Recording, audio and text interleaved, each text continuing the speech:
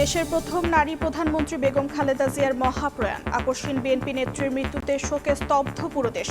বাদ জোহর জানাজা, রাষ্ট্রীয় মর্যাদায় হবে দাফন।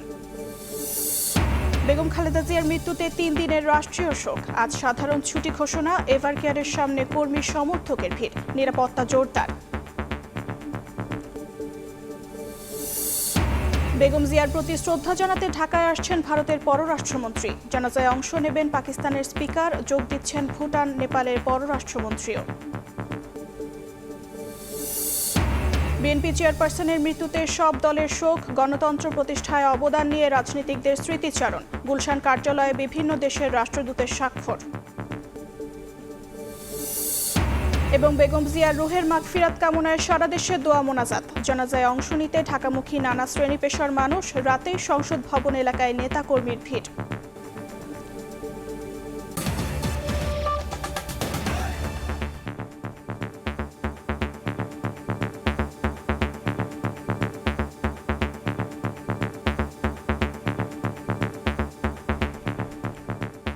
ভোরের সময়ের সঙ্গে আছি আমি অর্জিতা শাহসিন। বিএনপি চেয়ারপারসন ও দেশের প্রথম নারী প্রধানমন্ত্রী বেগম খালেদা জিয়ার মৃত্যুতে সারা দেশে নেমে এসেছে শোকের ছায়া। তৃণমূল থেকে কেন্দ্র, শহর থেকে গ্রাম, সাধারণ মানুষ থেকে শুরু করে রাজনৈতিক সর্বস্তরে বিষাদের সুর। দুপুর 2টায় সংসদ ভবনের দক্ষিণ প্লাজায় আপসহীন বিএনপি নেত্রীর নামাজের জানাজা অনুষ্ঠিত হবে। পরে দুপুর 3:30টায় শহীদ প্রেসিডেন্ট জিয়াউর রহমানের সমাধির পাশে চিরনিদ্রায় শায়িত হবেন বেগম খালেদা জিয়া।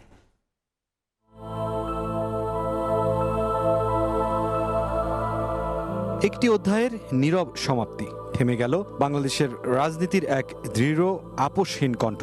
রাজপথ থেকে রাষ্ট্র ক্ষমতা সবখানেই যিনি ছিলেন দৃঢ়চেতা, সেই বেগম খালেদা জিয়া আর নেই। দীর্ঘদিন ধরেই নানা শারীরিক জটিলতায় ভুগছিলেন। সবশেষ 23 নভেম্বর এভারকেয়ার হাসপাতালে ভর্তি করা হয় বেগম জিয়াকে। চিকিৎসাধীন অবস্থায় মঙ্গলবার ভোর 6টায় শেষ নিঃশ্বাস ত্যাগ করেন তিনি। মৃত্যুকালে তার বয়স ছিল 80 বছর। বাংলাদেশের প্রথম নারী প্রধানমন্ত্রী ও 3 বারের সরকার প্রধান হিসেবে দায়িত্ব পালন করেন বেগম জিয়া। তার মৃত্যুতে রাজনৈতিক অঙ্গনে নেমে এসেছে গভীর শোক।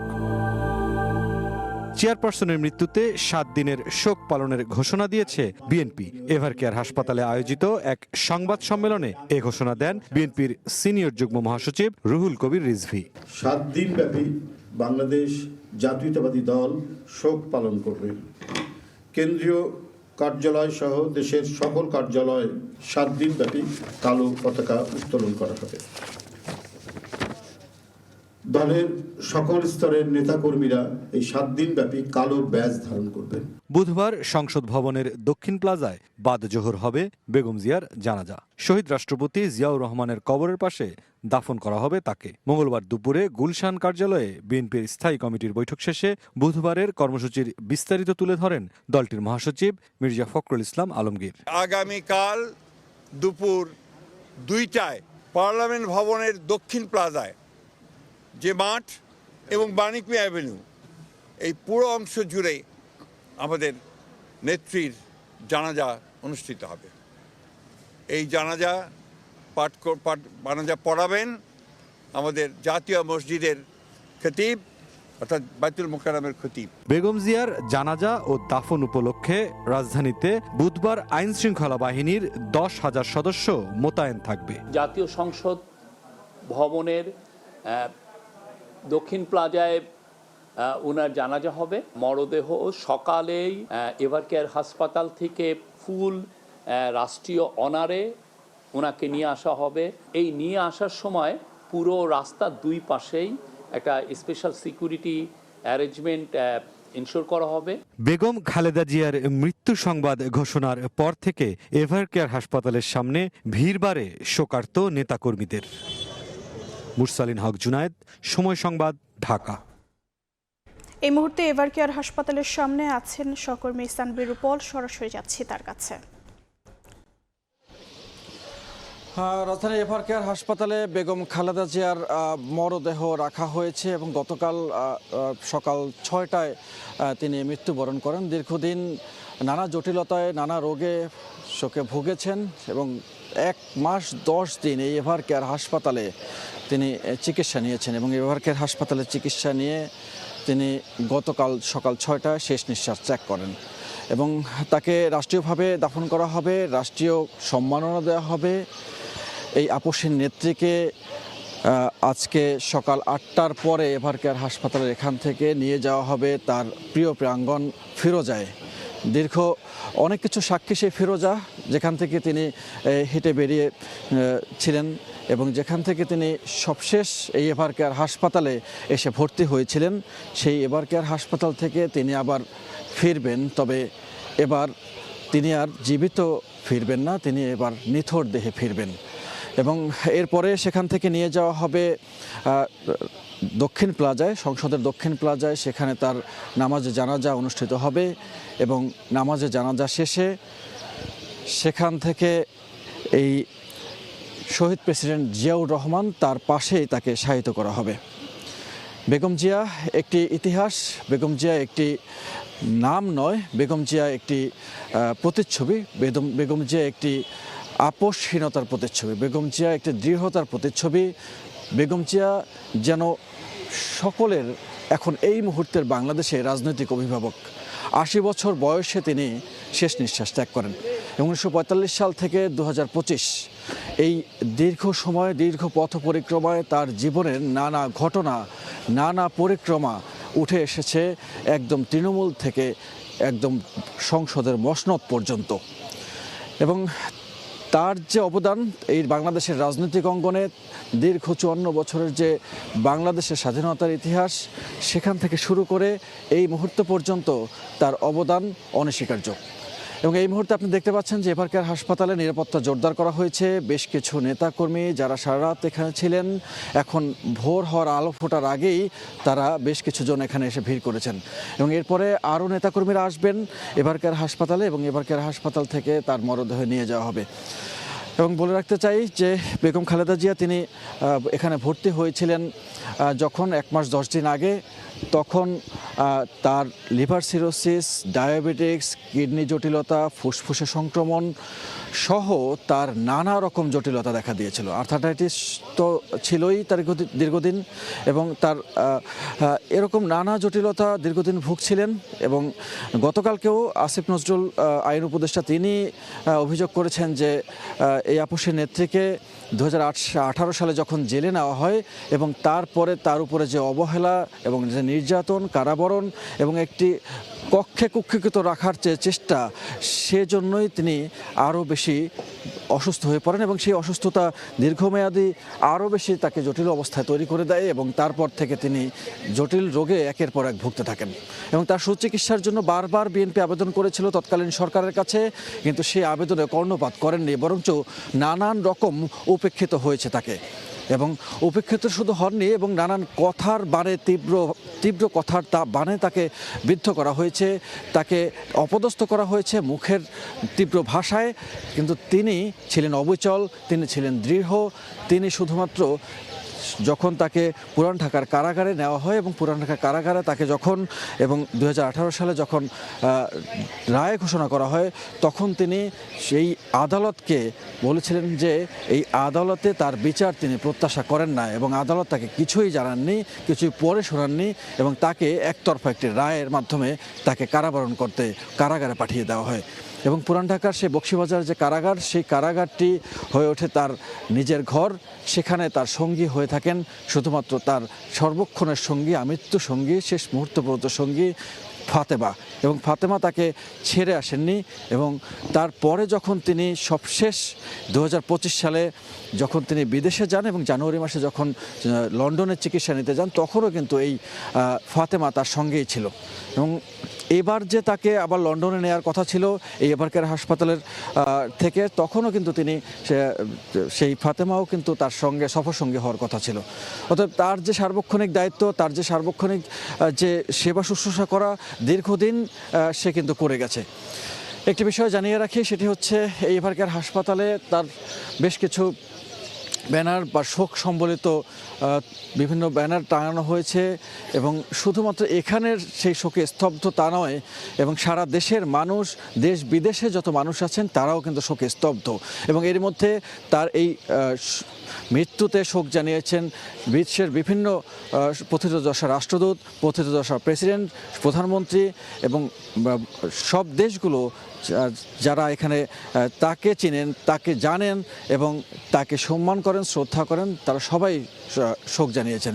এবং প্রধান উপদেষ্টার কার্যালয় থেকে জানানো হয়েছে যে বিভিন্ন দূতাবাস বাংলাদেশে যেগুলো আছে সেগুলোতে শোক বই রাখা হবে এবং শোক বইতে যারা চান তারা সেখানে গিয়ে সিগনেচার করবেন এবং তার সম্পর্কে লিখবেন।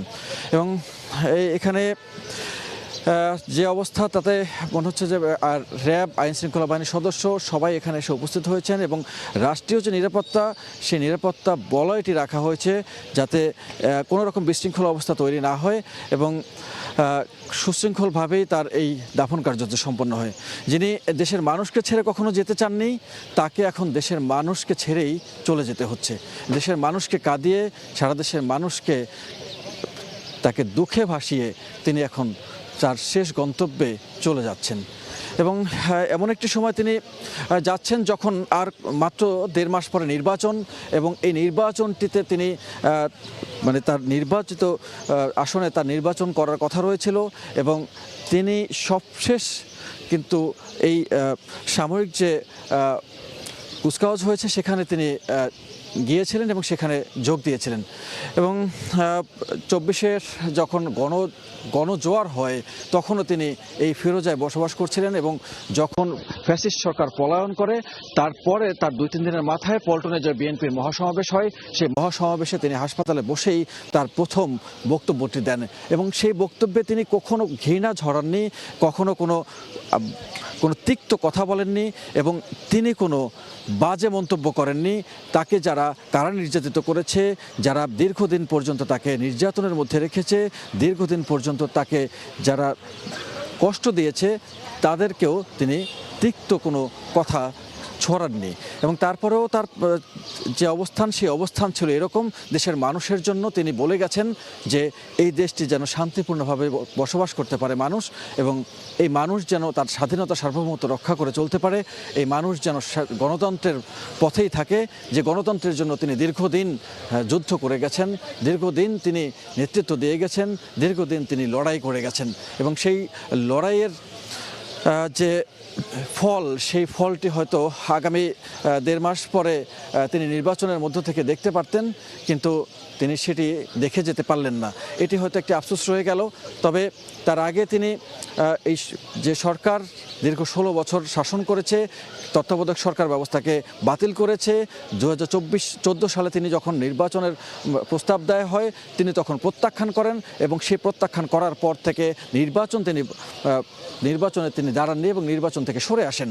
2014 সালে নির্বাচনটি হয় বিএনপির ছাড়াই এবং তারপরও যখন সেই সরকার দমে যায়নি এবং একের পর এক তার মামলায় বিদ্ধ করেছে এবং জিয়া অরফানেজ ট্রাস্ট এবং জিয়া চ্যারিটেবল ট্রাস্ট এরকম 2টি মামলায় তাকে সবচেয়ে বেশি বার তাকে আদালতে হাজিরা দিতে হয়েছে এবং বারংবার হাজিরা দিয়েও যাকে রক্ষা করতে পারা যায়নি এবং তাকে শেষ পর্যন্ত কারাগারেই যেতে হয়েছে।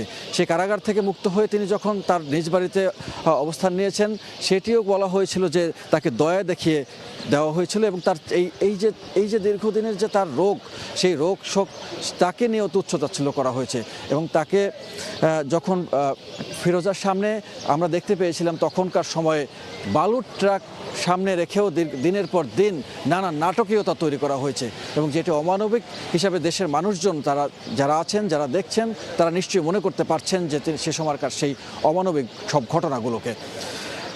এত সব কিছু পরেও তিনি কিন্তু অবিচল ছিলেন, তিনি দৃঢ়চেতা, তিনি বারবার সেই প্রমাণ রেখে গেছেন। তিনি বলেছেন যে তিনি বিদেশে যাবেন না চিকিৎসা নিতে এবং তাকে যখন তত্ত্বাবধায়ক সরকার এর আগে যখন সেনা সমর্থিত তত্ত্বাবধায়ক সরকার, তখন তাকে 2007 সালে যখন বারবার দেশের বাইরে পাঠানোর জন্য চাপ দিয়ে আসছিল, তিনি তখনও অবিচল ছিলেন এবং তাকে কিন্তু দেশের বাইরে পাঠানো যায়নি এবং তখনই সে এই বক্তব্যটি দিয়েছিলেন। এবং তারপরেও যখন তিনি দেশের বাইরে যাননি 2007 সালের সেপ্টেম্বর মাসে তাকে নেওয়া হয় কারাগারে এবং তাকে কারাভোগ করতে হয়েছে সে সময়।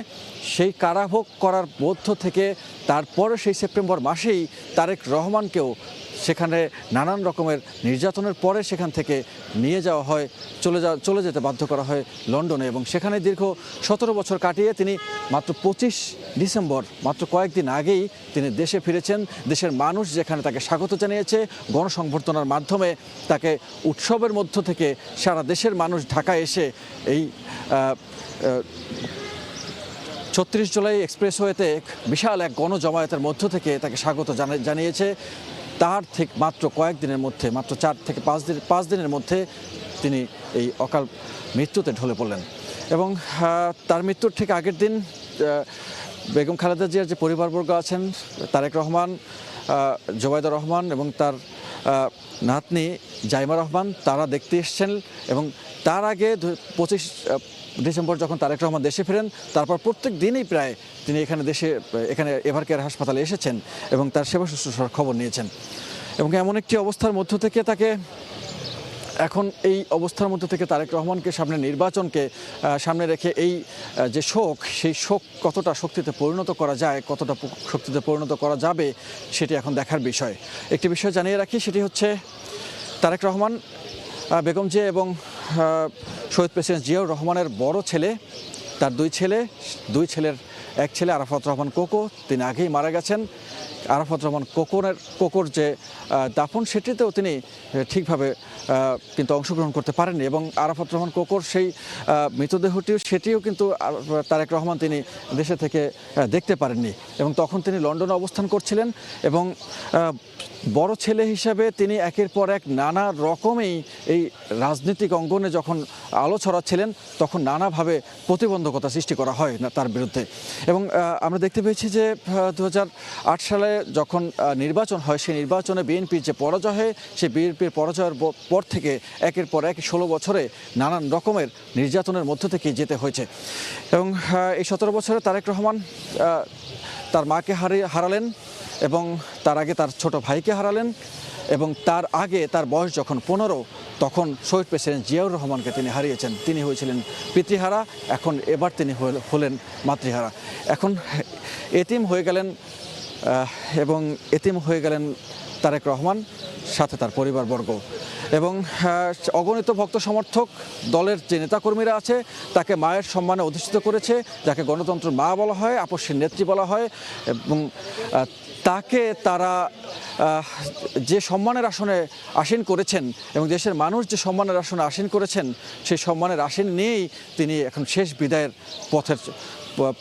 পথের দিকে যাচ্ছেন এবং একজন গৃহবধূ যে এরকম একটি রাষ্ট্র পরিচালনার একজন আইকনিক লিডার হয়ে উঠতে পারেন, তার একটি উদাহরণ হয়ে থাকলেন বেগম জিয়া। এবং এখান থেকে নারী জাগরণের যে কথা বলা হচ্ছে, নারী জাগরণের যে কথা সারা বিশ্বে প্রস্ফুটিত হচ্ছে এবং তৃতীয় বিশ্বের একটি দেশ হিসেবে 1991 সালে তিনি যখন রাষ্ট্র ক্ষমতা অধিষ্ঠিত হন, তখন বেগম জিয়া এই বাংলাদেশের প্রথম নারী প্রধানমন্ত্রী নির্বাচিত হন এবং বিপুল ভোটের সে নির্বাচন শুধু নয়, 2025 পর্যন্ত যত কটি নির্বাচনে তিনি অংশগ্রহণ করেছেন, 5টি নির্বাচনে, তিনি কোনোদিন কোনো নির্বাচনে পরাজয় বরণ করেননি। এটি তার আরও একটি নজির এবং তিনি যতগুলো নির্বাচনে তিনি অংশগ্রহণ করেছেন, সবগুলো নির্বাচনে মোট 23টি আসনে তিনি নির্বাচনে লড়াই করেছেন এবং সেই নির্বাচনে যে 23টি আসনে লড়াই করেছেন, 23টি আসনেই তিনি কিন্তু বিজয় হয়েছেন। যখন বিএনপি ক্ষমতা দখল করতে পারেনি বা বিএনপি যখন ক্ষমতা আসীন হতে পারেনি, বিএনপি নির্বাচনে পরাজিত হয়েছে, তখনও তিনি যে আসনগুলোতে নির্বাচন করেছেন, সেই নির্বাচনগুলোতে তিনি কিন্তু সেখানেও বিজয়ী হয়েছেন। তার রাজনৈতিক ইতিহাস, তার রাজনৈতিক প্রেক্ষাপট, তার জীবন ইতিহাস, সেটি একটি লড়াই সংগ্রামের ইতিহাস। সেই লড়াই সংগ্রামের ইতিহাস বলতে গেলে হয়তো কথা ফুরাবে না, কিন্তু তার এই বর্ণাঢ্য ক্যারিয়ার, তার এই বর্ণাঢ্য রাজনৈতিক জীবন, দীর্ঘ 4 দশকের রাজনৈতিক জীবন, সেটি আসলে একটি উদাহরণ হয়ে থাকছে। 1981 সালে শহীদ প্রেসিডেন্ট জিয়াউর রহমান যখন নিহত হন, তারপরে তিনি এই বিএনপির হাল ধরেন এবং বিএনপির হাল ধরার মধ্য থেকে বিএনপির 1984 সালে তিনি চেয়ারপারসন নির্বাচিত হন। তারপর থেকে এখনও পর্যন্ত তিনি বিএনপির হাল ধরে আছেন এবং বিএনপির কাণ্ডারি হিসেবে তিনি অধিষ্ঠিত হয়ে আসেন এবং সেই 84 সাল থেকে এই পর্যন্ত দীর্ঘ 4 দশকের তার রাজনৈতিক জীবনের অবসান হলো গতকাল মৃত্যুর মধ্য থেকে। এবং গতকাল তার মৃত্যুর মধ্য থেকে বলা চলে যে একটি অবিচল আত্মার বিদায় হলো, একটি অবিচল দৃঢ়চেতার বিদায় হলো, একজন মমতাময়ী মায়ের বিদায় হলো, একজন গণতন্ত্রের আপসহীন নেত্রীর বিদায় হলো। তার শোকে এখন শোকাহত তার নেতাকর্মীরা, শুধু নেতাকর্মীরা নয়, দলমত নির্বিশেষে যিনি হয়ে উঠেছিলেন একজন আইকনিক লিডার। এবং এই দক্ষিণ এশিয়ার মধ্যে বেনজির ভুট্টো প্রথম নির্বাচিত হয়েছিলেন এবং দ্বিতীয় নারী প্রধানমন্ত্রী নির্বাচিত হয়েছেন বেগম খালেদা জিয়া। এবং তারপর থেকে দেখা যায় যে বিশ্বের বিভিন্ন জায়গায় নারীদের যে অবস্থান, সেই অবস্থানের আগে এই তৃতীয় বিশ্বের একটি দেশ হিসেবে যখন নারীরা অনেক পিছিয়ে ছিল, তখন তিনি কিন্তু সামনে থেকে নেতৃত্ব দিয়েছেন। সামনে থেকে শুধু তার প্রধানমন্ত্রী হওয়ার পর থেকে নেতৃত্ব দেননি, তিনি নেতৃত্ব দিয়েছেন লড়াই সংগ্রামে। তিনি এরশাদ সরকারের সময় থেকে নেতৃত্ব দিয়েছেন এবং তাকে যখন 86 সালে নির্বাচনে বারবার চাপ দিয়ে সেই নির্বাচনে নেওয়ার কথা বলা হচ্ছিল, তখনও কিন্তু তিনি আপোস করেননি, তিনি সেই নির্বাচনে যাননি। এবং সেই আপোস যখন করেননি, তারপর থেকেও তিনি তার সেই লড়াই অব্যাহত রেখেছেন এবং স্বৈরাচার বিরোধী যে লড়াই, সেই লড়াইটি অব্যাহত রেখে 1990 সালে তিনি রাজপথে একই সাথে অন্য রাজনৈতিক দলের সঙ্গে রাজপথে লড়াই করেছেন এবং সবগুলো সমমনা রাজনৈতিক দল সেই লড়াইয়ের অগ্রগামী সৈনিক হিসাবে এই বেগম জিয়ার নেতৃত্বেই তখন রাজপথে লড়াই করেছে এবং আপসহীন সংগ্রাম করেছে। সেই সংগ্রামের মধ্য থেকেই মসনদ পড়ে যায় স্বৈরাচার এরশাদের এবং এরশাদের সেই মসনদ পড়ে যাওয়ার পর থেকে স্বৈরাচার এরশাদের সেই পতনের মধ্য থেকে গণতন্ত্রকামী মুক্তিকামী মানুষের গণতন্ত্রের অগ্রযাত্রা শুরু হয়। এবং এখন এই মুহূর্তে যে অবস্থা, সেটি বলা চলে যে সব কিছু প্রস্তুত করা হচ্ছে এবং আইনশৃঙ্খলা বাহিনী যারা আছেন এবারকারের সামনে, তারাও প্রস্তুত করা হচ্ছে এবং তারাও সার্বক্ষণিক নিরাপত্তার জন্য সব রকম প্রস্তুতি গ্রহণ করছে। এবং সেই প্রস্তুতির মধ্য থেকে সকালে আমরা জানতে পেরেছি যে সকাল 8টা নাগাদ এখান থেকে এবারকার হাসপাতাল থেকে তার ফিরোজার গুলশানের বাসভবনে নিয়ে যাওয়া হবে। সেখান থেকে নিয়ে যাওয়া হবে দক্ষিণ প্লাজা এবং দক্ষিণ প্লাজা থেকে সেখান থেকে শহীদ প্রেসিডেন্ট জিয়াউর রহমানের কবরের পাশে তাকে শায়িত করা হবে। এই মুহূর্তে সংসদ ভবন এলাকায় আছেন তুর্য এবং সেখানকার খবর জানাতে আমরা চলে যাচ্ছি তার কাছে। ধন্যবাদ রূপল। যেমনটা বলছিলেন, আসলে আজ সারা দিন জুড়েই আসলে খালেদা জিয়ার জানাজা এবং দাফন কেন্দ্রিক যে কার্যক্রম পরিচালিত হবে, তার রেশ কিন্তু আজ রাত থেকেই শুরু হয়ে গিয়েছে। আমরা এই মুহূর্তে কিন্তু জিয়াউদ্দনের ঠিক সামনে অবস্থান করছে। আপনারা কিন্তু দেখতে পাচ্ছেন সারা রাত ধরেই নেতাকর্মীদের যেখানে ভিড়টি ছিল, সেই ভিড় কিন্তু ভোর হওয়ার সাথে সাথে আরও বৃদ্ধি পাচ্ছে।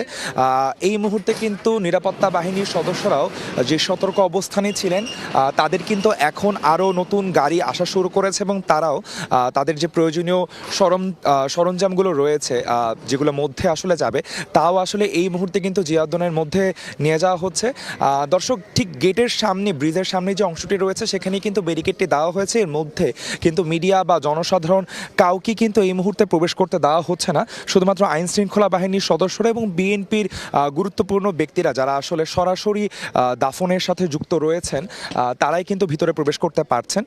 সারা রাত জুড়েই কিন্তু এই স্থানে এবং সংসদের দক্ষিণ প্লাজার সামনে বিএনপি নেতাকর্মীদের ভিড় ছিল। আজ সকালবেলা থেকেও কিন্তু আরও বেশি মানুষ কিন্তু এই স্থানে ধীরে ধীরে লোক সমাগম বাড়ছে এবং সবাই কিন্তু আসলে একটি কথাই বলছেন যে আসলে তারা বেগম জিয়ার এতদিনের যে একটি বড় ক্যারিয়ার, তার বড় রাজনৈতিক যে ক্যারিয়ার, সেই ক্যারিয়ারের সাথে সেই সমর্থনেই কিন্তু নেতাকর্মীরা এতদিন ছিলেন। সেই তাদের নেত্রীর প্রতি ভালোবাসার জন্যই কিন্তু তারা এতদিন ধরে এত দুঃখ কষ্ট নির্যাতনের পরেও কিন্তু তারা সেই সাহসটি ধরে রাখতে পেরেছিলেন বেগম জিয়ার কারণে। এবং সেই বেগম জিয়ার ঠিক শেষ দিনটিতেই তারা সাক্ষী হতে চাচ্ছেন। সারা রাত জুড়েই যতজনের সাথে আমরা কথা বলেছি, সবাই বেশ আবেগ আপ্লুত হয়ে এক ধরনের শোকে স্তব্ধ হয়ে আমাদেরকে বলেছেন তারা আসলে আজকের দিনটার সাক্ষী হতে চান এবং আজকেই আসলে তাদের বেগম জিয়ার জন্য আসলে আয়োজন করা কোনো একটি প্রোগ্রাম যেটি রয়েছে, সেই প্রোগ্রামের শেষ দিন। এরপরে হয়তো নির্বাচন আসবে, এরপরে হয়তো ভারপ্রাপ্ত চেয়ারপারসন তারেক রহমান দলের দায়িত্ব নিয়েছেন, তার প্রোগ্রাম আসবে, কিন্তু বেগম জিয়ার এটি হয়তো শেষ প্রোগ্রাম। সেই জন্য যেই শক্তি, যে শোককে শক্তিতে পরিণত করার যে বিষয়টি রয়েছে তা কিন্তু আমরা আসলে পুরো ঢাকা শহর জুড়েই বিএনপি নেতাকর্মীরা যে স্থানে রয়েছেন তাদের মধ্যে আমরা দেখতে পেয়েছি। গুলিস্তান, কমলাপুর, সায়দাবাদ থেকেও কিন্তু বেশ কিছু গাড়ি এই মুহূর্তে প্রবেশ করা শুরু করছে।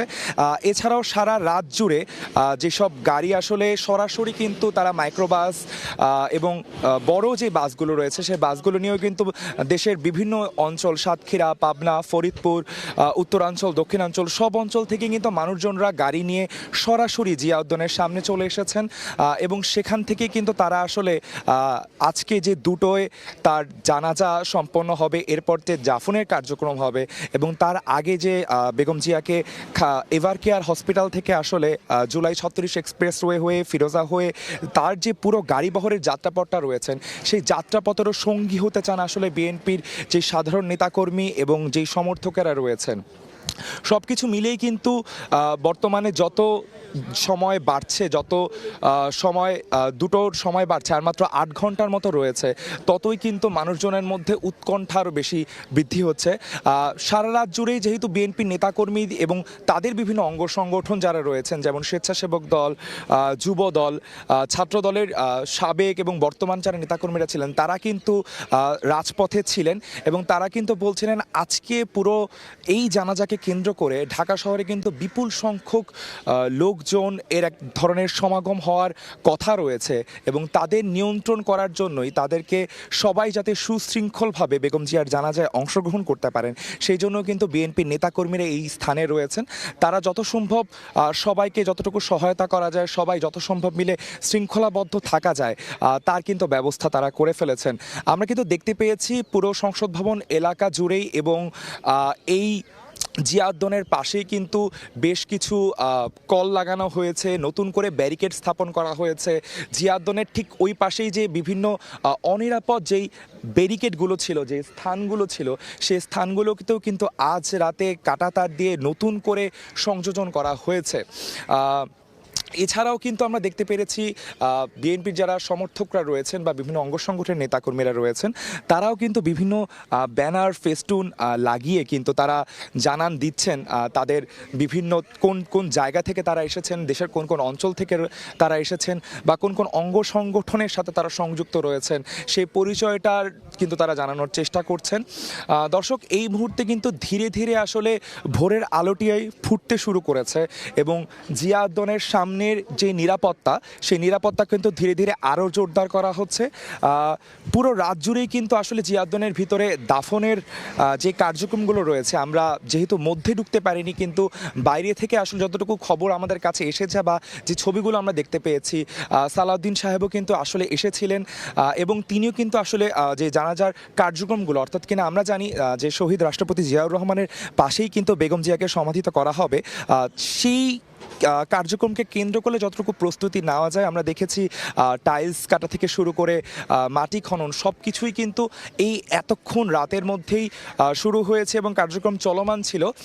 আপাতত প্রায় শেষ হয়ে যাওয়ার কথা। আমরা দেখতে পাচ্ছি কিন্তু আর্মিদের যে গাড়িগুলো রয়েছে, সেনাবাহিনীর যে গাড়িগুলো রয়েছে সেই গাড়িগুলো থেকেও কিন্তু বিভিন্ন যন্ত্রাংশ, বিভিন্ন বক্স, তাদেরও রাইজার গঠন করার জন্য বিভিন্ন যন্ত্রপাতি নিয়ে কিন্তু তারা আসলে জিয়া উদ্যানের ভিতরে ঢুকছেন।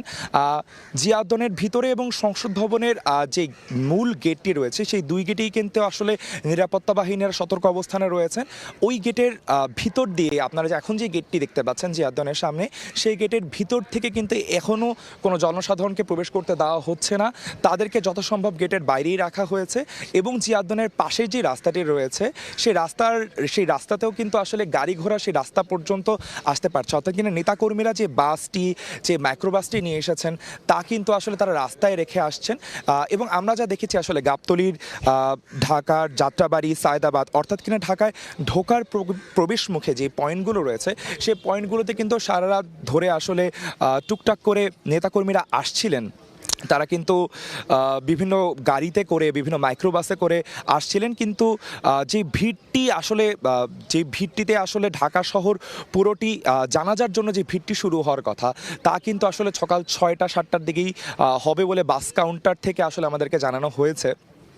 সেই হিসাবে লক্ষ্য করতে বলা যায় এই মুহূর্তে প্রায় 6:30 বাজে সকাল, প্রায় আপনার শুরু হয়ে গেছে, আসলে ভোরের আলো ফুটতে শুরু করেছে এবং নেতাকর্মীদের মধ্যে যে উৎকণ্ঠা ছিল বা যে শঙ্কাটি ছিল তাও কিন্তু ধীরে ধীরে কেটে আসলে তাদের মধ্যেও নতুন করে উদ্দীপনা চালু হচ্ছে। তারা আসলে যারা নতুন আসছেন, বাংলাদেশের বিভিন্ন প্রান্ত থেকে যারা নতুন নেতাকর্মীরা আসছেন তাদেরকেও এক ধরনের সহায়তা করছেন সুশৃঙ্খলভাবে এ স্থানে থাকার জন্য। দর্শক, যদি একটু প্রেক্ষাপট জানিয়ে রাখি, বেগম জিয়া কিন্তু অনেক দিন ধরেই আসলে অসুস্থ ছিলেন। তিনি কিন্তু দীর্ঘদিনের তার যে লড়াই, ফ্যাসিস্ট আমলে তার বিরুদ্ধে করা যে মামলাগুলো ছিল এবং তাকে যে আসলে হসপিটালে থাকতে হয়েছে, সব মিলিয়ে কিন্তু তার শারীরিক অবস্থার একটি অবনতি হয়েছে। আমরা দীর্ঘদিন ধরেই কিন্তু আসলে প্রতিদিনই আপনাদেরকে আসলে বেগম জিয়ার, বিএনপির চেয়ারপারসন বেগম খালেদা জিয়ার খবরাখবর কিন্তু আপনাদেরকে জানানোর চেষ্টা করেছি। তারই পরিপ্রেক্ষিতে কিন্তু বলা যায় আজকেই হচ্ছে বেগম জিয়ার জানাজার মাধ্যমে এত দীর্ঘদিনের তার যে লড়াই তার একটি মাইলফলক হতে চলেছে। দর্শক, জিয়া উদ্যান থেকে বেগম খালেদা জিয়ার দাফন এবং জানাজা সম্পর্কিত এই ছিল আমার কাছে সর্বশেষ তথ্য। যুক্ত ছিলাম রাজধানীর জিয়া উদ্যানে, এর আগে যুক্ত ছিলাম রাজধানীর এভারকেয়ার হাসপাতালে। সাবেক প্রধানমন্ত্রী বিএনপি চেয়ারপারসন বেগম খালেদা জিয়ার মৃত্যুতে 3 দিনের রাষ্ট্রীয় শোক ঘোষণা করেছে সরকার। জানাজার জন্য বুধবার সাধারণ ছুটি ঘোষণা করা হয়েছে। মঙ্গলবার দুপুরে জাতির উদ্দেশ্যে ভাষণে প্রধান উপদেষ্টা ডক্টর মোহাম্মদ ইউনূস বলেন, নিখাদ দেশপ্রেমিক বেগম জিয়ার মৃত্যুতে জাতি এক মহান অভিভাবককে হারালো। তার শূন্যতা কখনো পূরণ হওয়ার নয়। জনগণের অধিকার প্রতিষ্ঠায় তার অবদান আজীবন শ্রদ্ধা ভরে স্মরণ করবে জাতি। তার মৃত্যুতে জাতি এক মহান অভিভাবককে হারিয়েছে। বেগম খালেদা জিয়া ছিলেন বাংলাদেশের রাজনীতিতে এক পরম মহিমান্বিত ব্যক্তিত্ব। গণতন্ত্র, বহুদলীয় রাজনৈতিক সংস্কৃতি এবং জনগণের অধিকার প্রতিষ্ঠার সংগ্রামে তার অসামান্য ভূমিকা ইতিহাসে অম্লান হয়ে থাকবে। স্বৈরাচার ও ফেসিবাদের বিরুদ্ধে তার আপসহীন নেতৃত্ব বারবার জাতিকে গণতন্ত্রহীন পরিস্থিতি থেকে উত্তরণের পথ দেখিয়েছে। দেশ ও জাতির প্রতি তার সমুজ্জ্বল অবদান জাতি চিরকাল শ্রদ্ধার সাথে স্মরণ করবে। প্রিয় মাতৃভূমির স্বাধীনতা ও সার্বভৌমত্বকে সমুন্নত রাখতে তার অবিচল ভূমিকা অবিস্মরণীয় হয়ে থাকবে। সাবেক প্রধানমন্ত্রী বেগম খালেদা জিয়ার মৃত্যুতে আমি 3 দিনের রাষ্ট্রীয় শোক এবং আগামীকাল তার নামাজে জানাজার দিনে একদিনের সাধারণ ছুটি ঘোষণা করছি। বেগম খালেদা জিয়ার জানাজায় অংশ নিতে দেশের বিভিন্ন প্রান্ত থেকে বিএনপি নেতাকর্মী সহ ঢাকামুখী নানা শ্রেণী পেশার মানুষ রাতেই জাতীয় সংসদ ভবন এলাকা, এভারকেয়ার, গুলশান কার্যালয় ও ফিরোজার সামনে নেতাকর্মীরা ভিড় করেন। এদিকে বেগম জিয়ার জানাজা ঘিরে রাজধানী জুড়ে নেওয়া হয়েছে কড়া নিরাপত্তা ব্যবস্থা। জাতীয় সংসদ ভবনের দক্ষিণ প্লাজায় অনুষ্ঠিত হবে বেগম খালেদা জিয়ার জানাজা। এ উপলক্ষে দক্ষিণ প্লাজা ও মানিক মে অ্যাভিনিউ এলাকায় চলছে প্রস্তুতি। রাষ্ট্রীয় মর্যাদায় জানাজা আয়োজনকে ঘিরে প্রস্তুতি কার্যক্রমে বিএনপি ও এর অঙ্গ সহযোগী সংগঠনের নেতাকর্মীরা সক্রিয়ভাবে সম্পৃক্ত রয়েছেন। জানাজায় বিপুল জনসমাগম সুশৃঙ্খলভাবে নিয়ন্ত্রণে রাখতে বিভিন্ন স্থানে প্রস্তুত আছেন বিএনপির নেতাকর্মী এবং স্বেচ্ছাসেবকরা। এটা যেন সুশৃঙ্খলভাবে সম্পন্ন হয়, সেজন্য আমাদের স্বেচ্ছাসেবক যে টিম রয়েছে তারা কাজ করবে এবং আশা করছি আমরা এখানে কোনো বিশৃঙ্খলা হবে না, যাতে সুস্থমতো জানাজাটা সমাধান করতে পারি এবং দেশবাসীর কাছে আমাদের বেগম খালেদা জিয়ার জন্য দোয়া চাই। দুপুরে অনুষ্ঠিত জানাজায় অংশ নিতে দেশের বিভিন্ন জেলা থেকে রাতভর বিএনপির নেতাকর্মীরা ঢাকায় প্রবেশ করেন। শোকাহত নেতাকর্মীদের অনেকেই রাতে অবস্থান নেন সংসদ ভবন এলাকার আশেপাশে। তার জন্য দোয়া কামনার উদ্দেশ্য নিয়েই মূলত এখানে এসেছি, যাতে মহান আল্লাহ পাক তাকে জান্নাতের মেহমান হিসেবে কবুল করেন। এই শোককে আমরা শক্তিতে রূপান্তরিত করে আমরা তারেক রহমানকে সফল করব। আমরা ওনাকে হারাইছি, এটার জন্য আমরা সবাই বহির্বিশ্বে আমরা খুবই মর্মাহত, কষ্ট পাচ্ছি। জাতিকে কাঁদিয়ে তিনি চলে গেলেন।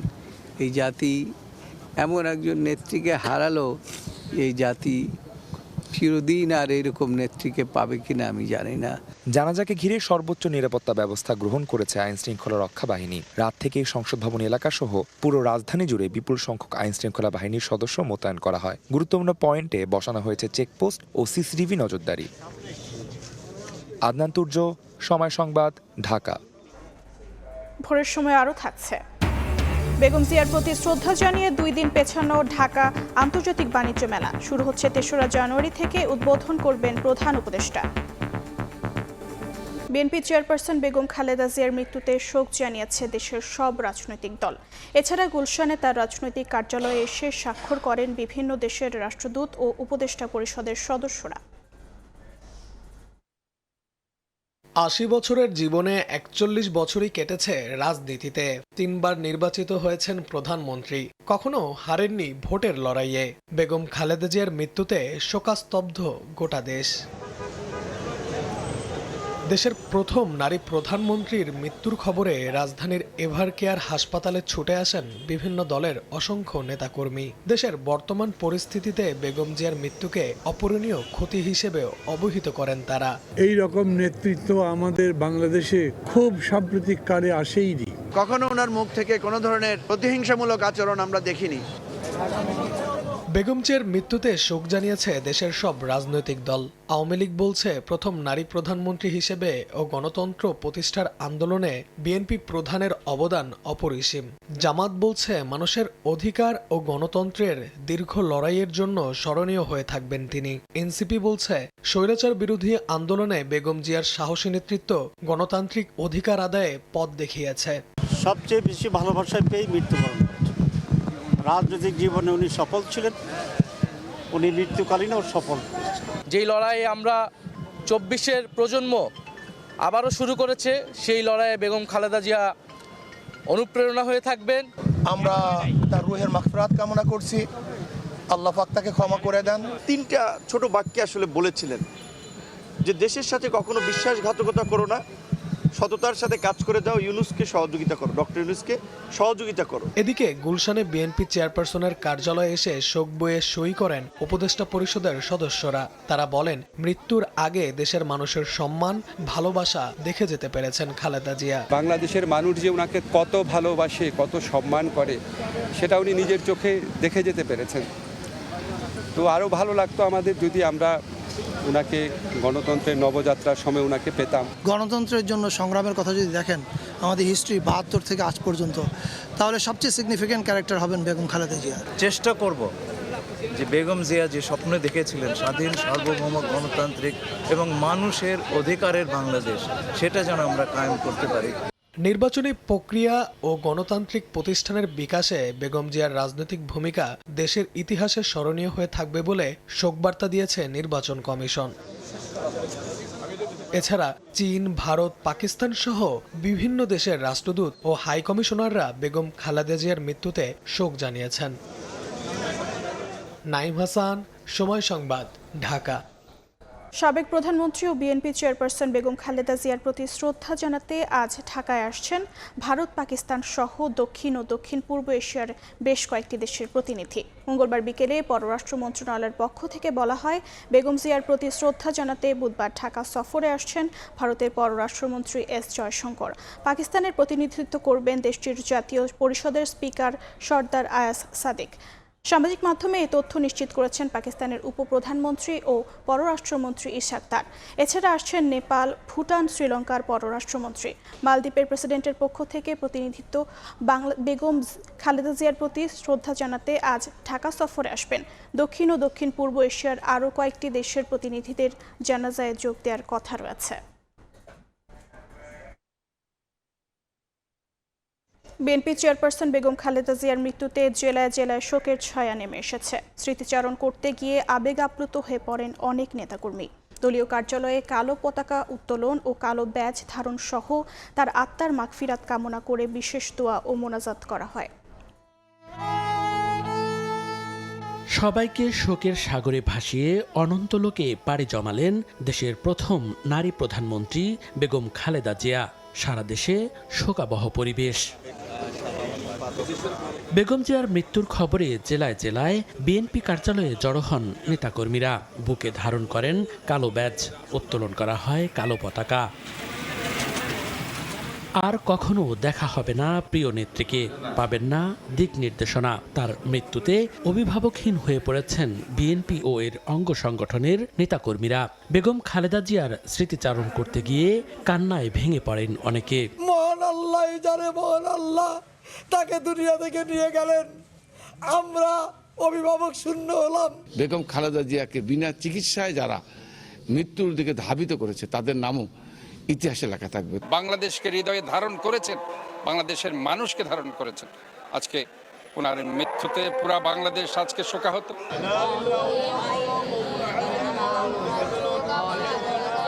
বেগম জিয়ার আত্মার মাগফিরাত কামনা করে বিশেষ দোয়া ও মোনাজাত করেন দলীয় কর্মী সমর্থকরা। আয়োজন করা হয় কোরআন তিলাওয়াতের। মনিরুজ্জামান প্রান্ত, সময় সংবাদ। আপসহীন নেত্রীর মৃত্যুতে শোকস্তব্ধ দেশ। পৈতৃক ভিটা ফেনীর ফুলগাজী, শ্বশুরবাড়ি বগুড়ার গাবতলী ও শৈশবের স্মৃতি কাটানো দিনাজপুরে বিরাজ করছে শোকবহ পরিবেশ। বেগম জিয়ার বিদেহী আত্মার মাগফিরাত কামনায় বিশেষ দোয়া ও মোনাজাত করেন সর্বস্তরের মানুষ। দক্ষিণ শ্রীপুর বড় মজুমদার বাড়ির নিবাসী বেগম খালেদা জিয়া ইন্তেকাল ফরমাইয়া আছেন। ফেনীর মেয়ে বেগম খালেদা জিয়ার মৃত্যুতে কাঁদছে সর্বস্তরের মানুষ। শোকে স্তব্ধ ফুলগাজী শ্রীপুরের মজুমদার বাড়ি। স্বৈরাচারের রক্তচক্ষু বা কারাগারের অন্ধকার কোনো কিছুই বেগম জিয়াকে টলাতে পারেনি। আপসহীন নেত্রীর স্মৃতিচারণে আবেগ আপ্লুত ফেনীবাসী। ওনার মৃত্যুতে সবাই কান্নাকাটি করতেছে, এলাকাবাসীর লোক একবারে নিস্তব্ধ হয়ে গেছে। আমি যখন অসুস্থ হয়ে পড়ি 93 সালে, তখন উনি আমার বাড়িতে এসেছেন, এসে আমাকে দেখে গিয়েছিলেন। দিনাজপুর শহরের বালুবাড়ি এলাকার তোয়েবা ভিলায় শৈশব কৈশোর কাটে বেগম খালেদা জিয়ার। সবাই তাকে চেনেন পুতুল নামে। বাড়িটি বর্তমানে ভাড়া দেওয়া হলেও কালের সাক্ষী হয়ে আজও দাঁড়িয়ে আছে ভিলাটি। তিনি যে একজন চেয়ারপারসন ছিলেন, কিন্তু কখনো আমরা তাদের মধ্যে অহংকার দেখিনি। মামা খালা সবাই সাথে আমাদের আত্মীয়তার সম্পর্ক অনেক নিবিড়। উনি দিনাজপুরে এসেই আমাদের খোঁজ খবর নিতেন, ভাই বোনদের খোঁজ খবর নিতেন। শহীদ প্রেসিডেন্ট জিয়াউর রহমানের গ্রামের বাড়ি বগুড়ার গাবতলীর বাগবাড়ি গ্রামেও প্রথম নারী প্রধানমন্ত্রীর মৃত্যুর খবরে ভিড় করেন সাধারণ মানুষ। চলছে বগুড়ার পুত্রবধূর জন্য বিশেষ দোয়া। উনি যেহেতু বাগবাড়ির পুত্রবধূ, প্রতিবেশী হিসেবে আমাকে দাদিমা হতেন। উনি কিন্তু অন্যায়ের কাছে কোনদিন মাথা নত করেনি, আমরা দেখেছি। আমরা তার রাজনীতি আদর্শকে আমরা বুকে ধারণ করে আমরা দীর্ঘদিন রাজনীতি করছি। এছাড়া দিনভর জেলায় জেলায় আয়োজন করা হয় নানা শোক কর্মসূচি। ফাহরি ফারজানা, সময় সংবাদ। শাসন ব্যবস্থা থেকে অর্থনীতি, শিক্ষা থেকে নারীর ক্ষমতায়ন, সব ক্ষেত্রেই বেগম জিয়া সরকারের সংস্কারমূলক কার্যক্রম ইতিবাচক ছাপ ফেলেছে। তার প্রথম সরকারের উদারীকরণ নীতি পরবর্তীতে অর্থনীতির মজবুত ভিড় করে দেয়। মেয়েদের অবৈতনিক শিক্ষা ও উপবৃত্তিকে বিবেচনা করা হয় নারী শিক্ষার মাইল ফলক হিসেবে। 3 বারের প্রধানমন্ত্রী বেগম জিয়ার শাসনামলে বিভিন্ন সংস্কার কার্যক্রম তুলে ধরছেন ফারুক ভূঁইয়ার রবিন।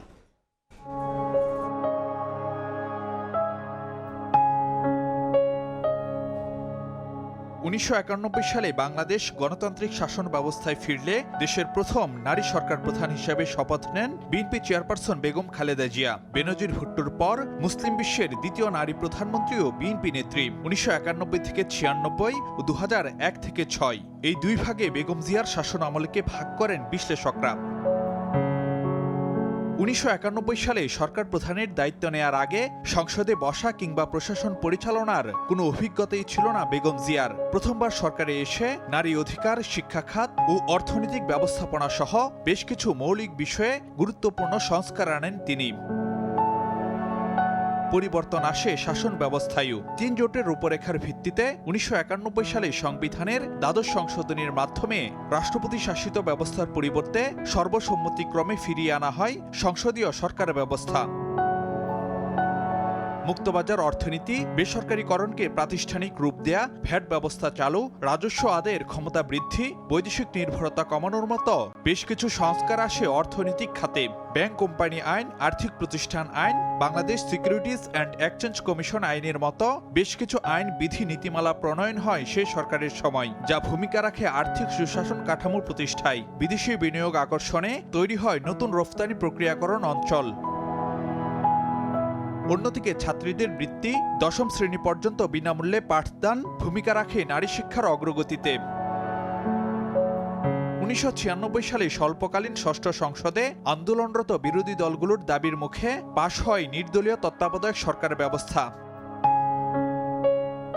2001 সালে নিরঙ্কুশ সংখ্যাগরিষ্ঠতা নিয়ে আবারও প্রধানমন্ত্রী হন বেগম খালেদা জিয়া। সন্ত্রাস, জঙ্গিবাদ দমন ও আইনশৃঙ্খলা নিয়ন্ত্রণে র্যাব গঠন, দুর্নীতি দমন কমিশন প্রতিষ্ঠা তার সরকারের অন্যতম সংস্কার উদ্যোগ হিসেবে বিবেচনা করা হয়। কর্মসংস্থান বাড়ানো, অবকাঠামো খাতে অগ্রগতি, বিনিয়োগ আকর্ষণ, শিক্ষাক্ষেত্রে নকলমুক্ত পরীক্ষা, পরিবেশ সুরক্ষায় পলিথিন ব্যাগ নিষিদ্ধ এ সরকারের উল্লেখযোগ্য কার্যক্রম।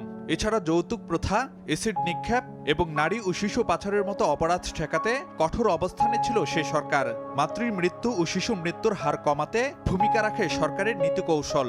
সংবিধানের 14দশ সংশোধনের মাধ্যমে 30টি থেকে 45টিতে উন্নীত করা হয় সংসদে সংরক্ষিত নারী আসন। ফারুক ভিয়া, রবিন, সময় সংবাদ, ঢাকা।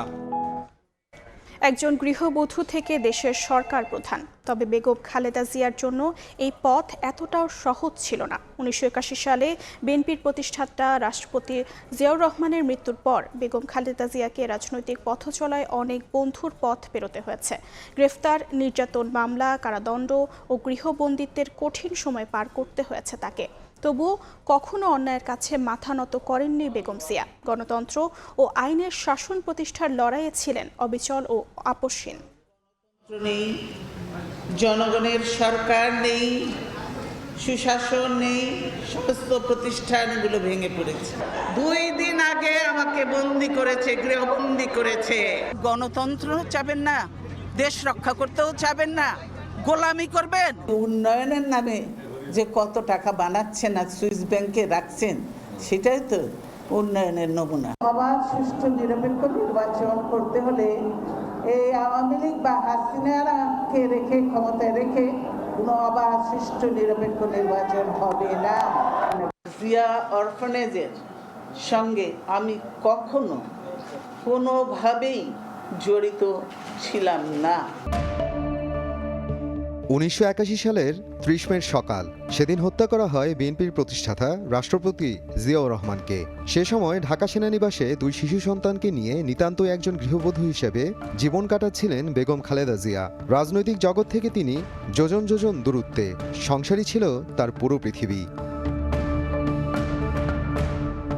জিয়াউর রহমানের মৃত্যুর পর বিএনপি পড়ে যায় বড় সংকটে। নেই নেতৃত্ব, তার উপর দলের মধ্যে বিভক্তি, ভবিষ্যৎ যেন প্রায় অনিশ্চিত। তখন বিচারপতি আব্দুস সাত্তার অস্থায়ী রাষ্ট্রপতির দায়িত্ব নেন, কিন্তু তার বয়স ছিল অনেক বেশি। দল পরিচালনায়ও ছিল দুর্বলতা। বিএনপির ভেতর শুরু হয় দ্বন্দ্ব। এই সংকটের মাঝেই কিছু নেতা নতুন একটি নাম ভাবতে শুরু করেন, সেই নাম খালেদা জিয়া। কিন্তু রাজনীতিতে আসতে চাননি তিনি। একে তো স্বামী হত্যার শোক তখনও কাটেনি, ওদিকে রাজনীতি তাকে ভয় পাইয়ে দিচ্ছিল। পরিবার থেকেও ছিল না তেমন কোনো উৎসাহ। তবুও দলীয় নেতারা দিনের পর দিন তাকে বোঝাতে থাকেন। তারা বলেন, তিনি না এলে দল ভেঙে যাবে। দলকে ঐক্যবদ্ধ রাখার জন্য এক ধরনের আপোষ ফর্মুলা হিসেবে খালেদা জিয়াকে সামনে আনা হয়। এই সিদ্ধান্তে অনেকের ভয়ও ছিল, বিশেষ করে তৎকালীন সেনাপ্রধান এরশাদের।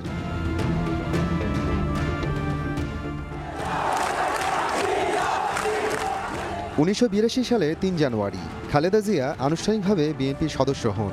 একই বছরের 7 নভেম্বর স্বামীর কবর জিয়ারতে গিয়ে তিনি প্রথম রাজনৈতিক বক্তব্য দেন। সেদিন অনেকেই বুঝে যান তিনি আর আগের সেই গৃহবধূ নন, বরং পরিণত এক রাজনৈতিক নেতা। বিএনপির চেয়ারম্যান পদ নিয়ে দলে আবারও বিভক্তি তৈরি হয়। এক পক্ষ চায় খালেদা জিয়া হোক নেত্রী, অন্য পক্ষ চায় আব্দুস সাত্তারই থাকুক চেয়ারম্যান। শেষ পর্যন্ত খালেদা জিয়া নিজেই প্রার্থিতা প্রত্যাহার করেন, কেননা তিনি দলের ভেতরে কোনো সংঘাত চাননি। 1982 সালের 24 মার্চ সেনা অভ্যুত্থানে ক্ষমতাচ্যুত হন আব্দুস সাত্তার। এরপর রাজনীতির মাঠ ফাঁকা হয়। দলে ধীরে ধীরে খালেদা জিয়ার প্রভাব বাড়তে থাকে। 1983 সালে তিনি হন সিনিয়র ভাইস চেয়ারম্যান, কিছুদিন পর ভারপ্রাপ্ত চেয়ারম্যান। এরশাদের সামরিক শাসনের বিরুদ্ধে রাজপথে নামেন তিনি। গ্রেফতার ও নির্যাতনের শিকার হন, তবু দমে যাননি। 1984 সালের 10 মে বিএনপির চেয়ারম্যান নির্বাচিত হন তিনি। এরশাদের পতনের পর 1991 সালের নির্বাচনে বিএনপি জয়ী হয়। মাত্র 10 বছরের রাজনৈতিক জীবনে খালেদা জিয়া হয়ে ওঠেন বাংলাদেশের প্রথম নারী প্রধানমন্ত্রী। একজন গৃহবধূ থেকে দেশের সরকার প্রধান। তবে এই পথ এতটাও সহজ ছিল না। একে একে আরও 2 বার প্রধানমন্ত্রী হন তিনি। তারপর আসে 1/11 সেনাশাসিত তত্ত্বাবধায়ক সরকার। শুরু হয় বিতর্ক, মামলা, কারাবাস। বিশেষ করে 2013 থেকে 2018 সাল পর্যন্ত রাজনৈতিক সহিংসতা, মামলা, কারাদণ্ড ও গৃহবন্দিত্বের শিকার হন বেগম জিয়া। 2018 সালের পর আর নির্বাচনে অংশ নিতে পারেননি। দীর্ঘ আন্দোলন, সংগ্রাম ও ত্যাগের মধ্য দিয়ে আমরা ফ্যাসিবাদী অবৈধ সরকারের কাছ থেকে মুক্তি পেয়েছি।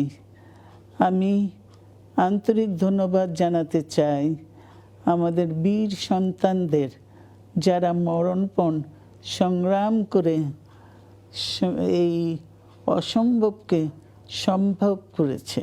জুলাই গণঅভ্যুত্থানে হাসিনা সরকারের পতনের পর নির্বাহী আদেশে মুক্তি পান বিএনপির চেয়ারপারসন খালেদা জিয়া। এরপর উন্নত চিকিৎসার জন্য 2025 সালের 7 জানুয়ারি যুক্তরাজ্যে যান তিনি। চিকিৎসা শেষে গত 6 মে দেশে ফেরেন।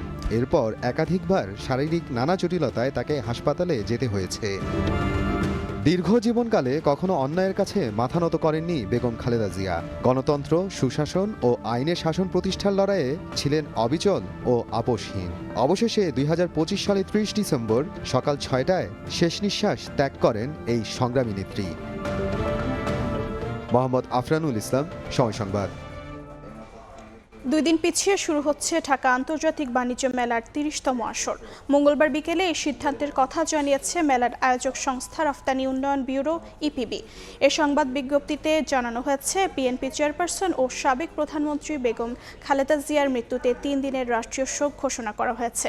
এর প্রেক্ষিতে 1 জানুয়ারির পরিবর্তে মেলা শুরু হবে 3 জানুয়ারি। মেলার উদ্বোধন করবেন প্রধান উপদেষ্টা ডক্টর মোহাম্মদ ইউনূস। এবার মেলায় গতবারের চেয়ে স্টল প্যাভিলিয়নের সংখ্যা কমানো হলেও আন্তর্জাতিক মান বজায় রাখতে বদ্ধপরিকর সংস্থাটি। মেলা প্রাঙ্গণে পলিথিনের শপিং ব্যাগ সহ সিঙ্গেল ইউজ প্লাস্টিকের ব্যবহার নিষিদ্ধ করা হয়েছে বলে জানিয়েছে বাণিজ্য মন্ত্রণালয়। এবারও মেলায় প্রবেশে টিকিট মূল্য থাকছে 50 টাকা। যাতায়াতের জন্য ঢাকার বিভিন্ন স্থান থেকে বিশেষ বাসের ব্যবস্থা রাখা হয়েছে বলে জানিয়েছে ইপিবি।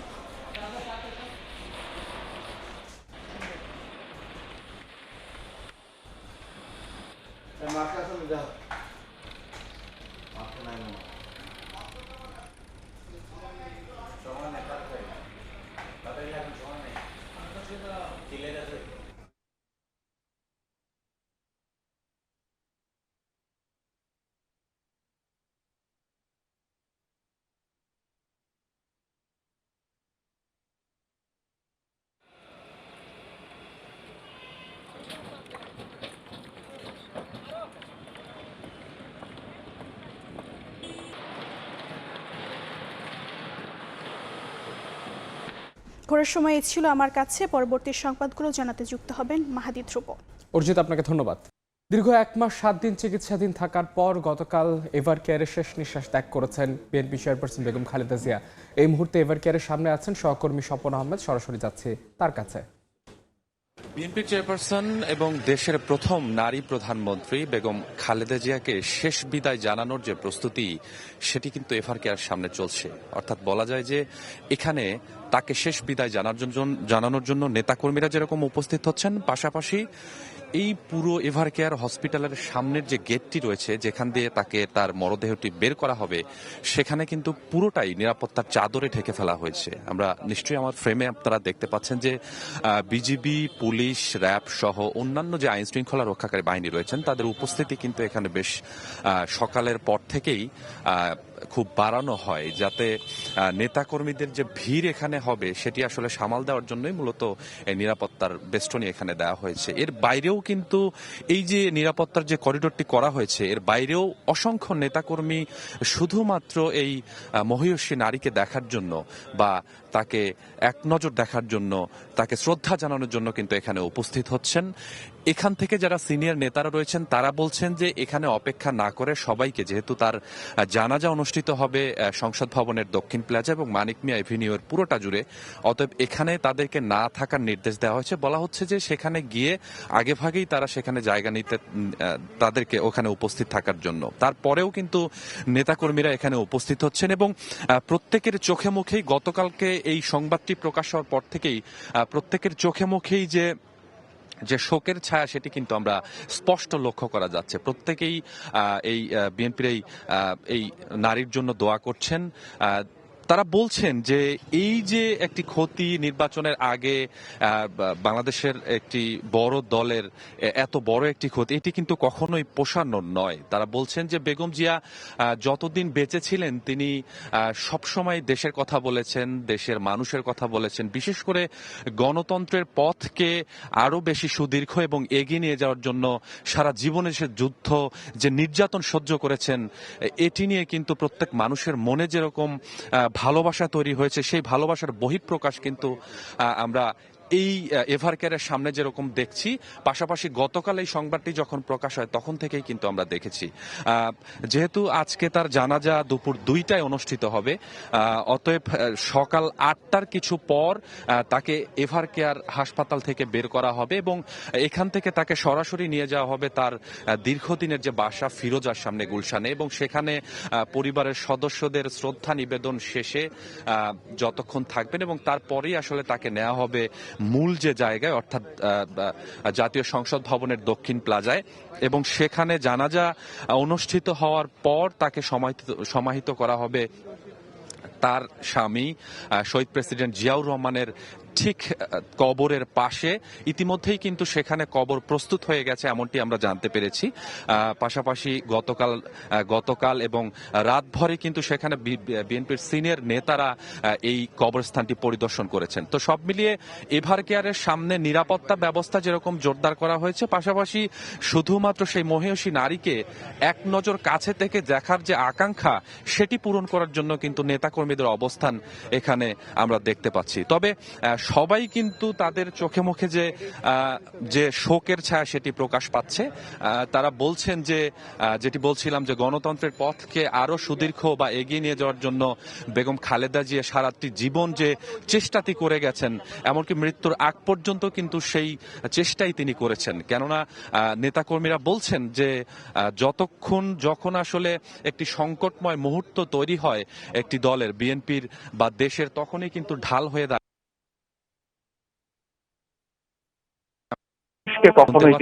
তারা বলছেন যে শেষ দিকে এসে তাকে যতটুকু আসলে নির্যাতন সহ্য করতে হয়েছে, তারপরেও তিনি দেশের মানুষকে কখনোই তিনি ভুলেননি, এবং সর্বশেষ তিনি তার জীবদ্দশায় এটি বলেছেন যে দেশের বাইরে আসলে তার কোনো ঠিকানা নেই এবং দেশেই তিনি মৃত্যুবরণ করতে চান, এবং সেটি সকাল 6টায় তিনি এভারকেয়ার হসপিটালে চিকিৎসাধীন অবস্থায়, 1 মাস সর্বশেষ চিকিৎসাধীন অবস্থায় তিনি মৃত্যুবরণ করেছেন। এবং এই নিয়ে সারা দেশেই যেরকম শোকের ছায়া বইছে, পাশাপাশি আপনারা জানেন যে সরকারের পক্ষ থেকেও রাষ্ট্রীয় শোক ঘোষণা করা হয়েছে, সাধারণ ছুটি ঘোষণা করা হয়েছে, অর্থাৎ আজকে সাধারণ ছুটি এবং আগামী 2 দিন, আগামী 3 দিন, আজকে সহ আগামী 3 দিন রাষ্ট্রীয় শোক। এছাড়াও দলীয়ভাবেও কিন্তু 7 দিনের শোক, প্রত্যেকটি কার্যালয়ে পতাকা এবং নেতাকর্মীদের কালো ব্যাচ পরিধান করার যে কর্মসূচি দলের পক্ষ থেকে নেওয়া হয়েছে। তো নিশ্চয়ই আপনারা জানেন যে যেহেতু শহীদ প্রেসিডেন্ট জিয়াউর রহমান কবরের পাশেই তাকে সমাহিত করা হবে, সেখানে রয়েছেন আমাদের আরেক সহকর্মী আদনান তুর্য। আমরা তার কাছ থেকে সেখানকার সর্বশেষ পরিস্থিতি একটু জানতে চাই। তুর্য। এই মুহূর্তে কিন্তু আমি আছি জিয়াউদ্দিনের সামনে। সারা রাত জুড়েই কিন্তু এই স্থানে বিএনপি নেতাকর্মীদের যে ভিড় এবং খালেদা জিয়ার প্রতি তাদের যে ভালোবাসা, তা কিন্তু প্রকাশ পেয়েছে। ভোর ফোটার সাথে সাথে কিন্তু এখানে এই স্থানে আসলে বিএনপির সমর্থক এবং নেতাকর্মীদের ভিড় কিন্তু আরও বেশি বৃদ্ধি পেয়েছে এবং মানুষজনের জনসমাগম কিন্তু দিন বাড়ার সাথে সাথে আরও বৃদ্ধি পাচ্ছে। সারা রাত ধরেই কিন্তু এই স্থানে এক ধরনের আইন শৃঙ্খলা বাহিনীর তৎপরতা যেমন ছিল, তেমন বিএনপি এবং এদের বিভিন্ন অঙ্গ সংগঠন তৎপরতাও কিন্তু আমরা দেখেছি। বিভিন্ন ব্যানার লাগানো থেকে শুরু করে আসলে পুরো সংসদ প্লাজা এবং জিয়াউদ্দিন জুড়ে যেই ধরনের তৎপরতা ছিল, সেই তৎপরতা কিন্তু আমরা লক্ষ্য করেছি। সারা রাত জুড়ে কিন্তু জিয়াউদ্দিনের মধ্যে আসলে দাফন সম্পর্কিত যেসব কার্যক্রমগুলো ছিল সেগুলো কিন্তু পরিচালনা করা হয়েছে। ব্রিজের ঠিক এই গেটের পিছনের এই পাশ থেকে কিন্তু আসলে সাধারণ জনগণদের আসলে প্রবেশ করতে দেওয়া হচ্ছে না। সেনাবাহিনী এবং এসএসএফ এর সদস্যরা যারা রয়েছেন তারাই কিন্তু মধ্যে থেকে আসলে পুরোপুরি দাফন সম্পর্কিত এবং কবরের খনন সম্পর্কিত যে কার্যক্রমগুলো রয়েছে তা পরিচালনা করেছেন। বিকেলের দিক কিন্তু এই স্থানে সালাউদ্দিন সাহেব এবং অ্যানি সাহেবও এসেছিলেন, তারা কিন্তু পুরো কার্যক্রমটি আসলে তদারকি করেছেন।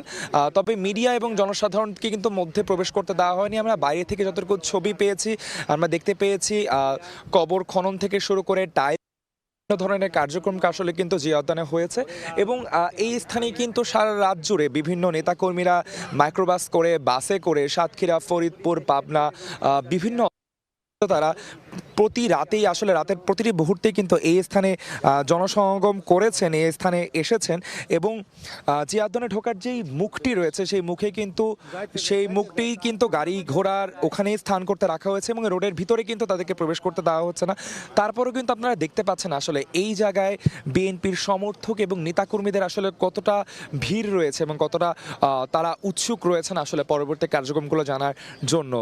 এই মুহূর্তে কিন্তু রাতেও যেমন আসলে আইনশৃঙ্খলা বাহিনীর তদারকি ছিল, ভোর হওয়ার সাথে সাথে কিন্তু আমরা দেখতে পাচ্ছি যে আরও বেশি কিন্তু গাড়ি চলে এসেছে। আইনশৃঙ্খলা বাহিনীর সদস্যরা তারাও কিন্তু আরও বেশি সদস্যরা এই স্থানে আসছেন এবং আমরা কিন্তু দেখতে পেয়েছি বিভিন্ন যে সরঞ্জামগুলো রয়েছে আসলে সেই সরঞ্জামগুলো এখন মধ্যে নিয়ে যাওয়া হচ্ছে।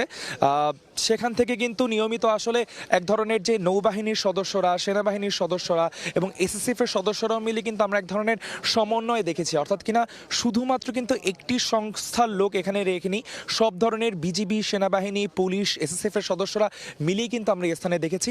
সারা রাত জুড়ে কিন্তু জিয়া উদ্যানের এই স্থানটিতে কিন্তু এক ধরনের কড়া নিরাপত্তা এবং আইন শৃঙ্খলা বাহিনীর এক ধরনের কড়া তৎপরতা আমরা লক্ষ্য করতে পেরেছি।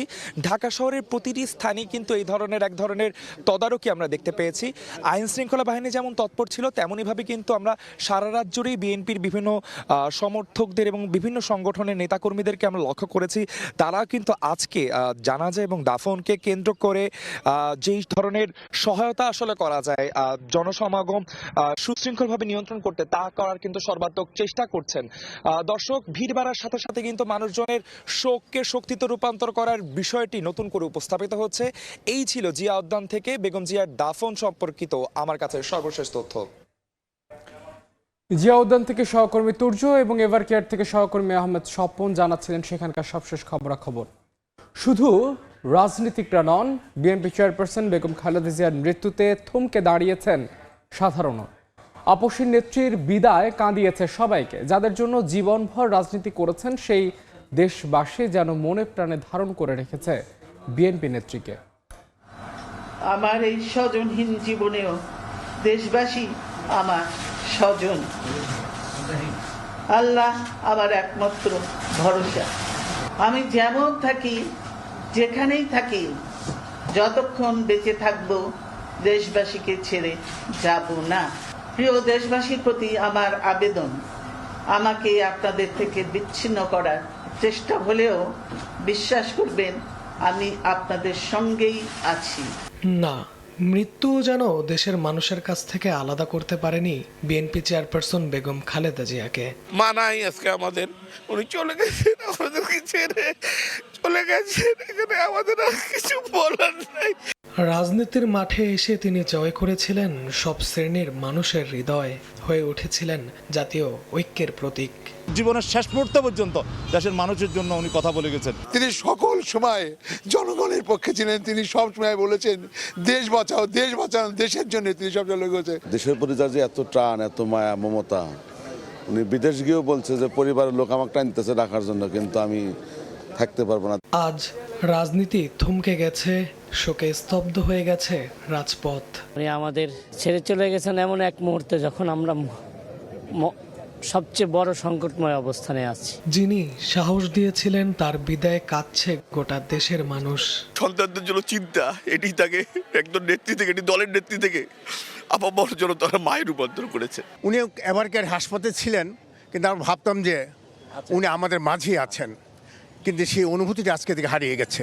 দেশের মানুষের পেছনে অবদানের জন্য প্রজন্মের পর প্রজন্ম স্মরণীয় হয়ে থাকবেন বেগম জিয়া।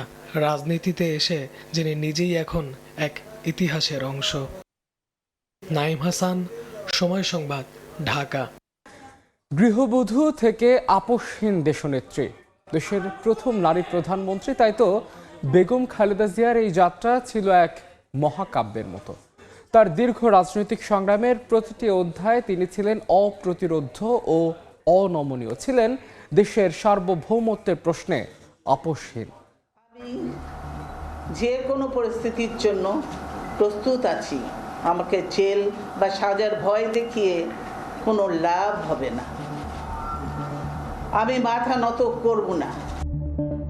বাংলাদেশের রাজনীতিতে কিছু উপাধি কালের প্রবাহে ইতিহাসে পরিণত হয়। আপোষহীন নেত্রী, এই অভিধাটি তেমনই এক রাজনৈতিক পরিচয় যা সবচেয়ে বেশি উচ্চারিত হয় বেগম খালেদা জিয়ার নামের সাথে। এটি কোনো আনুষ্ঠানিক পদবি নয়, বরং দীর্ঘ রাজনৈতিক সংগ্রাম, আন্দোলন, কারাবরণ ও কঠোর সিদ্ধান্তের মধ্য দিয়ে গড়ে ওঠা এক পরিচয়। প্রশ্ন হলো, কেন তাকে এই নামে ডাকা হয়? কোন কোন ঘটনা, সিদ্ধান্ত ও অবস্থান তাকে এই আপোষহীন ইমেজে প্রতিষ্ঠিত করেছে? চলুন সেই ইতিহাসেই ফিরে তাকানো যাক। 1981 সালে রাষ্ট্রপতি জিয়াউর রহমান নিহত হওয়ার পর বেগম খালেদা জিয়া নিজেকে আবিষ্কার করেন গভীর অনিশ্চয়তার মধ্যে। রাজনৈতিক অভিজ্ঞতা না থাকা এক গৃহবধূ 2 সন্তান নিয়ে হঠাৎই দেশের অন্যতম আলোচিত রাজনৈতিক বাস্তবতার মুখোমুখি হন। ঠিক সেই সময় দেশে চলছিল হোসেন মোহাম্মদ এরশাদের সামরিক শাসন, যেখানে রাজনীতি মানেই ছিল ভয়, দমন পীড়ন ও কারাবরণ। এই প্রেক্ষাপটে 1984 সালে বিএনপির চেয়ারপারসন হিসেবে দায়িত্ব নেওয়া সহজ কোনো সিদ্ধান্ত নয়। অনেক ইতিহাসবিদদের মতে সামরিক স্বৈরশাসনের মুখে দাঁড়িয়ে রাজনীতিতে সক্রিয় হওয়াই ছিল তার আপোষহীন মানসিকতার প্রথম প্রকাশ। 1980-র দশকে এরশাদ বিরোধী আন্দোলনে বেগম খালেদা জিয়ার ভূমিকা তাকে আপোষহীন নেত্রী হিসেবে পরিচিত করে তোলে। 7 দলীয় জোটের নেতৃত্বে থেকে তিনি ধারাবাহিকভাবে সামরিক শাসনের বিরুদ্ধে আন্দোলন চালিয়ে যান। এই সময় তিনি একাধিকবার গ্রেফতার হন 1983, 1984 এবং 1987 সালে। এমনকি 1987 সালে কার্যত গৃহবন্দী অবস্থায় থেকেও আন্দোলন বন্ধ করেননি। কোনো সামরিক সরকারের সঙ্গে সমঝোতায় না যাওয়ার সিদ্ধান্ত ছিল তার রাজনৈতিক অবস্থানের মূল ভিত্তি। বিশ্লেষকদের মতে এখানেই তার আপোষহীনতার পরিচয় সবচেয়ে স্পষ্ট হয়ে ওঠে। 1990 সালের গণঅভ্যুত্থানে বেগম খালেদা জিয়া ছিলেন আন্দোলনের প্রধান নেতৃত্বের একজন। এই সময় দেশজুড়ে সেনা শাসনের অবস্থান ও গণতন্ত্র পুনরুদ্ধারের দাবি ছিল সর্বজনীন। এই আন্দোলনে ক্ষমতার ভাগাভাগি কিংবা ব্যাকডোর কোনো সমঝোতায় না গিয়ে তিনি সরাসরি এরশাদের পতনের দাবিতে অনড় থাকেন। শেষ পর্যন্ত গণ আন্দোলনের মুখে এরশাদ পদত্যাগে বাধ্য হন। অনেক বিশ্লেষক মনে করেন এই পর্যায়ে তার আপোষহীন অবস্থানে আন্দোলনের বিশ্বাসযোগ্যতা বাড়িয়েছিল।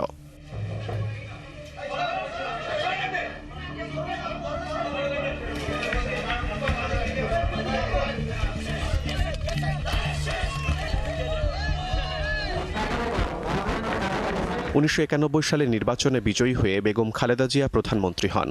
এ সময় তিনি রাষ্ট্রপতি শাসন ব্যবস্থা বজায় রেখে ক্ষমতা কুক্ষিগত করতে পারতেন, কিন্তু দ্বাদশ সংশোধনীর মাধ্যমে সংসদীয় গণতন্ত্রে ফিরে যাওয়ার সিদ্ধান্ত নেন। রাজনৈতিক বিশ্লেষকদের মতে এটি ছিল ক্ষমতার প্রশ্নে আপোষ না করে গণতান্ত্রিক নীতির পক্ষে দৃঢ় অবস্থানের একটি বড় দৃষ্টান্ত। এখান থেকেই তার নীতি প্রশ্নে কঠোর ভাবমূর্তি আরও সুদৃঢ় হয়। 2001 থেকে 2006 সাল পর্যন্ত শাসনামলে তিনি জোট রাজনীতি, বিরোধী আন্দোলন, আন্তর্জাতিক চাপ এবং নানা সমালোচনার মুখে পড়েন। তবে সমালোচকদের মতে এই সময়েও তিনি রাজনৈতিক সিদ্ধান্তে খুব কম ক্ষেত্রেই নমনীয় হন। সমর্থকদের ভাষায় নীতিগত প্রশ্নে আপোষ না করাই ছিল তার রাজনৈতিক দর্শন। আর সমালোচকদের মতে এই কঠোরতায় অনেক সময় সংঘাত বাড়িয়েছে। তবু আপোষহীন পরিচয়টি এই সময় আরও জোরালো হয়। 2013 থেকে 2018 সাল পর্যন্ত সময়টি ছিল তার রাজনৈতিক জীবনের সবচেয়ে কঠিন অধ্যায়।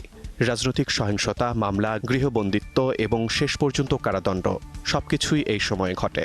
2018 সালে দুর্নীতি মামলায় দণ্ডপ্রাপ্ত হয়ে কারাবন্দী থাকা অবস্থায় এবং গুরুতর অসুস্থতার মধ্যেও তিনি সরকারের প্রস্তাবিত বিভিন্ন সমঝোতা বা বিকল্প পথ গ্রহণ করেননি। তার দল প্রকাশ্যেই জানায় তিনি আপোষের রাজনীতিতে বিশ্বাসী নন। এই অবস্থানে তার আপোষহীন নেত্রী পরিচয়কে আরও দৃঢ় করে তোলে। রাজনীতিতে আপোষহীনতা কখনো প্রশংসিত হয়, কখনো সমালোচিত। তবে ইতিহাসের বিচারে বেগম খালেদা জিয়ার রাজনৈতিক জীবন ছিল মূলত প্রতিরোধ, দৃঢ় সিদ্ধান্ত এবং নীতিগত অনমনীয়তার গল্প। সামরিক শাসনের বিরুদ্ধে দাঁড়ানো থেকে শুরু করে কারাবরণের মধ্যেও সমঝোতা প্রত্যাখ্যান, প্রতিটি অধ্যায়েই তিনি আপোষ না করার পথ বেছে নিয়েছেন। এই কারণেই বাংলাদেশের রাজনৈতিক অভিধানে বেগম খালেদা জিয়া কেবল একজন সাবেক প্রধানমন্ত্রী নন, বরং আপোষহীন নেত্রী নামেই বেশি পরিচিত। তার অনন্য রাজনৈতিক চরিত্র ইতিহাসে আলোচিত হবে দীর্ঘদিন। শিমন হোসেন, সময় সংবাদ। আবারও যেতে চাই এভার কেয়ারের সামনে, সেখানে রয়েছেন সহকর্মী সানমিন রূপল। বেগম খালেদা জিয়ার মরদেহ এভারকেয়ার হাসপাতালে রাখা হয়েছে। এভারকেয়ার হাসপাতালে কিছুক্ষণ আগে একটি পতাকাবাহী অ্যাম্বুলেন্স আমরা ঢুকতে দেখেছি। সেই অ্যাম্বুলেন্সে করেই তাকে এখান থেকে নিয়ে যাওয়া হবে এবং সেই অ্যাম্বুলেন্সের করে এখান থেকে নিয়ে যাওয়া হবে এবং সেই প্রক্রিয়াটি এখন চলছে এবং সেই প্রক্রিয়া শেষে আমরা যতটুকু জানি যে সকাল 8টার পরে তাকে এখান থেকে নিয়ে যাওয়া হবে গুলশানের বাসভবন ফিরোজায় এবং গুলশানের বাসভবন ফিরোজা থেকে সেখান থেকে নিয়ে যাওয়া হবে সংসদের দক্ষিণ প্লাজায় এবং দক্ষিণ প্লাজায় নামাজের জানাজা অনুষ্ঠিত হবে বাদ জোহর এবং বাদ জোহর নামাজের জানাজা অনুষ্ঠিত হওয়ার পরে সেখান থেকে। এভারকেয়ারের সামনে ছিলেন সহকর্মী সানভেন রূপল, আমরা সরাসরি যুক্ত ছিলাম সেখানে। আপোষহীন নেতৃত্ব, গণতান্ত্রিক আন্দোলন এবং রাষ্ট্র পরিচালনায় তার ভূমিকা বাংলাদেশের রাজনীতিতে বেগম খালেদা জিয়াকে করেছে এক অনন্য ব্যক্তিত্ব। মুসলিম বিশ্বে পাকিস্তানের বেনজির ভুট্টোর পর তিনিই ছিলেন দ্বিতীয় নারী প্রধানমন্ত্রী। 1991 সালে ক্ষমতায় আসার পর মেয়েদের জন্য 10ম শ্রেণী পর্যন্ত বিনা বেতনের শিক্ষা ব্যবস্থা চালু করেছিলেন এই বেগম জিয়া। বিসমিল্লাহির রহমানির রহিম। প্রিয় দেশবাসী, আসসালামু আলাইকুম। বাংলাদেশের রাজনৈতিক ইতিহাসের অন্যতম প্রধান চরিত্র এবং দেশের প্রথম নারী প্রধানমন্ত্রী বেগম খালেদা জিয়া। দীর্ঘ ও বর্ণাঢ্য রাজনৈতিক জীবনে তিনি 3 বার প্রধানমন্ত্রী হিসেবে দায়িত্ব পালন করেছেন। আপোষহীন নেতৃত্ব, গণতান্ত্রিক আন্দোলন এবং রাষ্ট্র পরিচালনায় তার ভূমিকা বাংলাদেশের রাজনীতিতে তাকে করেছে এক অনন্য ব্যক্তিত্ব। 90-এর গণ অভ্যুত্থানে স্বৈরশাসক হুসাইন মোহাম্মদ এরশাদের পতনের পর 1991 সালের 27 ফেব্রুয়ারি অনুষ্ঠিত হয় 5ম জাতীয় সংসদ নির্বাচন। ওই নির্বাচনে বাংলাদেশ জাতীয়তাবাদী দল বিএনপি এককভাবে 140টি আসনে জয়লাভ করে। পরে জামায়াতে ইসলামের সমর্থনে সরকার গঠন করে বিএনপি। 1991 সালের 20 মার্চ বাংলাদেশের প্রথম নারী প্রধানমন্ত্রী হিসেবে শপথ নেন বেগম খালেদা জিয়া। মুসলিম বিশ্বে পাকিস্তানের বেনজির ভুট্টোর পর তিনি ছিলেন দ্বিতীয় নারী প্রধানমন্ত্রী। এই মেয়াদের সবচেয়ে বড় সাফল্য ছিল রাষ্ট্রপতি শাসিত সরকার ব্যবস্থা থেকে সংসদীয় গণতন্ত্রের প্রত্যাবর্তন। 1991 সালের 19 সেপ্টেম্বর দ্বাদশ সংশোধনী বিলে স্বাক্ষরের মাধ্যমে দেশে পুনরায় সংসদীয় সরকার ব্যবস্থা কার্যকর হয়। বেগম খালেদা জিয়ার দ্বিতীয় মেয়াদটি ছিল অল্প দিনের। নির্দলীয় তত্ত্বাবধায়ক সরকারের দাবিতে আওয়ামী লীগ সহ বিরোধী দলগুলোর নির্বাচন বর্জনের মধ্যেই 1996 সালের 15 ফেব্রুয়ারি অনুষ্ঠিত হয় 6ষ্ঠ জাতীয় সংসদ নির্বাচন। এতে বিএনপি নিরঙ্কুশ সংখ্যাগরিষ্ঠতা অর্জন করে। তবে প্রবল গণ আন্দোলনের মুখে এই সংসদ বেশি দিন স্থায়ী হয়নি। 6ষ্ঠ জাতীয় সংসদে নির্দলীয় তত্ত্বাবধায়ক সরকার সংক্রান্ত বিল পাশ হওয়ার পর 30 মার্চ 1996 সালে প্রধানমন্ত্রী পদ থেকে পদত্যাগ করেন বেগম খালেদা জিয়া। এই মেয়াদে তিনি 19 মার্চ থেকে 30 মার্চ পর্যন্ত মাত্র 12 দিন দায়িত্ব পালন করেন। 2001 সালের 1 অক্টোবর অনুষ্ঠিত 8ম জাতীয় সংসদ নির্বাচনে 4 দলীয় জোটের নেতৃত্ব দেন বেগম খালেদা জিয়া। নির্বাচনে বিএনপি এককভাবে 193টি এবং জোটগতভাবে 216টি আসন পেয়ে 2/3 সংখ্যাগরিষ্ঠতা অর্জন করে। 2001 সালের 10 অক্টোবর তৃতীয়বারের মতো প্রধানমন্ত্রী হিসেবে শপথ নেন তিনি। এই মেয়াদে পূর্ণ 5 বছর দেশ পরিচালনা করেন বেগম খালেদা জিয়া এবং 2006 সালের 29 অক্টোবর শান্তিপূর্ণভাবে ক্ষমতা হস্তান্তর করেন। বর্ণাঢ্য রাজনৈতিক জীবনে তিনি 1991, 1996 সালের ফেব্রুয়ারি ও জুন, 2001 এবং 2008 সালের নির্বাচনে একাধিক আসন থেকে প্রতিদ্বন্দ্বিতা করে সবগুলোতেই জয়লাভ করেন।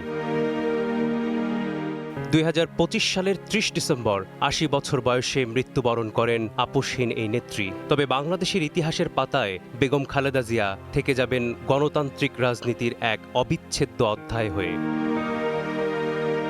মেসবাহুল আলিফ, সময় সংবাদ। আমি আপনাদের পাশে আছি, থাকবো সবসময়। বেগম খালেদা জিয়ার জানাজায় অংশ নিতে পৌষের হাড় কাঁপানো শীত উপেক্ষা করে ভোর থেকেই রাজধানীতে দলে দলে আসছেন মানুষ। বরিশাল নথুল্লাবাদ বাস টার্মিনালে আছেন সহকর্মী মেহেদি হাসান বাপ্পি, সরাসরি যাচ্ছে তার কাছে। বাপ্পি, বিএনপির চেয়ারপারসন ও সাবেক প্রধানমন্ত্রী বেগম খালেদা জিয়ার জানাজা নামাজ আজ রাজধানীর জাতীয় সংসদ ভবনের মাঠে এবং মানিক মিয়া অ্যাভিনিউতে অনুষ্ঠিত হওয়ার কথা রয়েছে। আর এই জানাজায় অংশ নিতে সারা দেশের ন্যায় বরিশাল থেকেও অংশ নিচ্ছেন প্রায় কয়েক হাজার নেতাকর্মী, এবং এই যাত্রা কিন্তু গতকাল রাত বিকেল থেকেই শুরু হয়েছে। কেউ বাসে, কেউ লঞ্চে, আবার কেউ নিজস্ব গাড়িতে করেও ঢাকার উদ্দেশ্যে রওনা দিয়েছেন। তাদের একটাই আশা, তারা দেশনেত্রী বেগম খালেদা জিয়ার জানাজায় শেষ বিদায়ে অংশ নিতে চান। আমরা ঠিক এই মুহূর্তে রয়েছি বরিশাল কেন্দ্রীয় নতুল্লাবাদ বাস টার্মিনালে। সেই সকাল থেকেই কিন্তু আমরা দেখতে পেয়েছিলাম বরিশাল বিএনপি ও অঙ্গ সহযোগী সংগঠনের নেতারা সেই সকাল থেকেই কিন্তু কেউ বাস যোগে বা কেউ বা মাইক্রোবাস করে, কেউ বা প্রাইভেট কারে, যে যার মতো করে পারছেন ঢাকার উদ্দেশ্যে রওনা দিয়েছেন।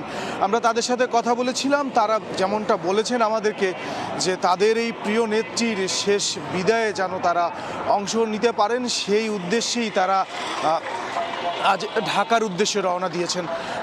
এবং তারা যেমনটা জানিয়েছেন যে গতকাল বিভিন্ন কারণে দেরি হওয়ার ফলে আজ সরকারি ছুটির ঘোষণার ফলে কিন্তু তারা আজ সকাল থেকেই রওনা দিয়েছেন। এবং গতকাল কিন্তু আমরা লঞ্চঘাট, বাস টার্মিনাল সবখানেই কিন্তু ঢাকামুখী মানুষদের ভিড় দেখতে পেয়েছিলাম। আমরা ঠিক নতুল্লাবাদ থেকে আপনাদেরকে দেখানোর চেষ্টা করছি যে এখনও মানুষ কিন্তু আসছেন, তারা ঢাকার উদ্দেশ্যে রওনা দিচ্ছেন। তারা বেগম খালেদা জিয়ার শেষ যাত্রায় অংশ নিতে চান। তারা জানাজায় অংশ নিয়ে তার দোয়া, রুহের মাগফিরাত কামনায় দোয়া মোনাজাত করতে চান। একটু জানিয়ে রাখি, গতকাল সকাল 6টায় দীর্ঘ অসুস্থতার পর দেশনেত্রী ও আপসহীন উপাধিতে ভূষিত বেগম খালেদা জিয়া শেষ নিঃশ্বাস ত্যাগ করেন। আর তার মৃত্যুর পর সারা দেশের ন্যায় কিন্তু বরিশালও ছিল শোকে শোকারণ্য। আমরা গতকাল সারা বরিশাল জুড়েই কিন্তু দেখতে পেয়েছিলাম যেমন প্রতিটা মোড়ে মোড়ে কালো পতাকা টানানো। ঠিক এই মুহূর্তে যেটি দেখছেন যে মাইক্রোবাসে করে ঢাকার উদ্দেশ্যে রওনা দিচ্ছেন একটি নেতাকর্মীরা, তাদের সামনে কিন্তু সেই শোকের যে ব্যানারটি সেটি তারা স্পষ্ট করেছেন।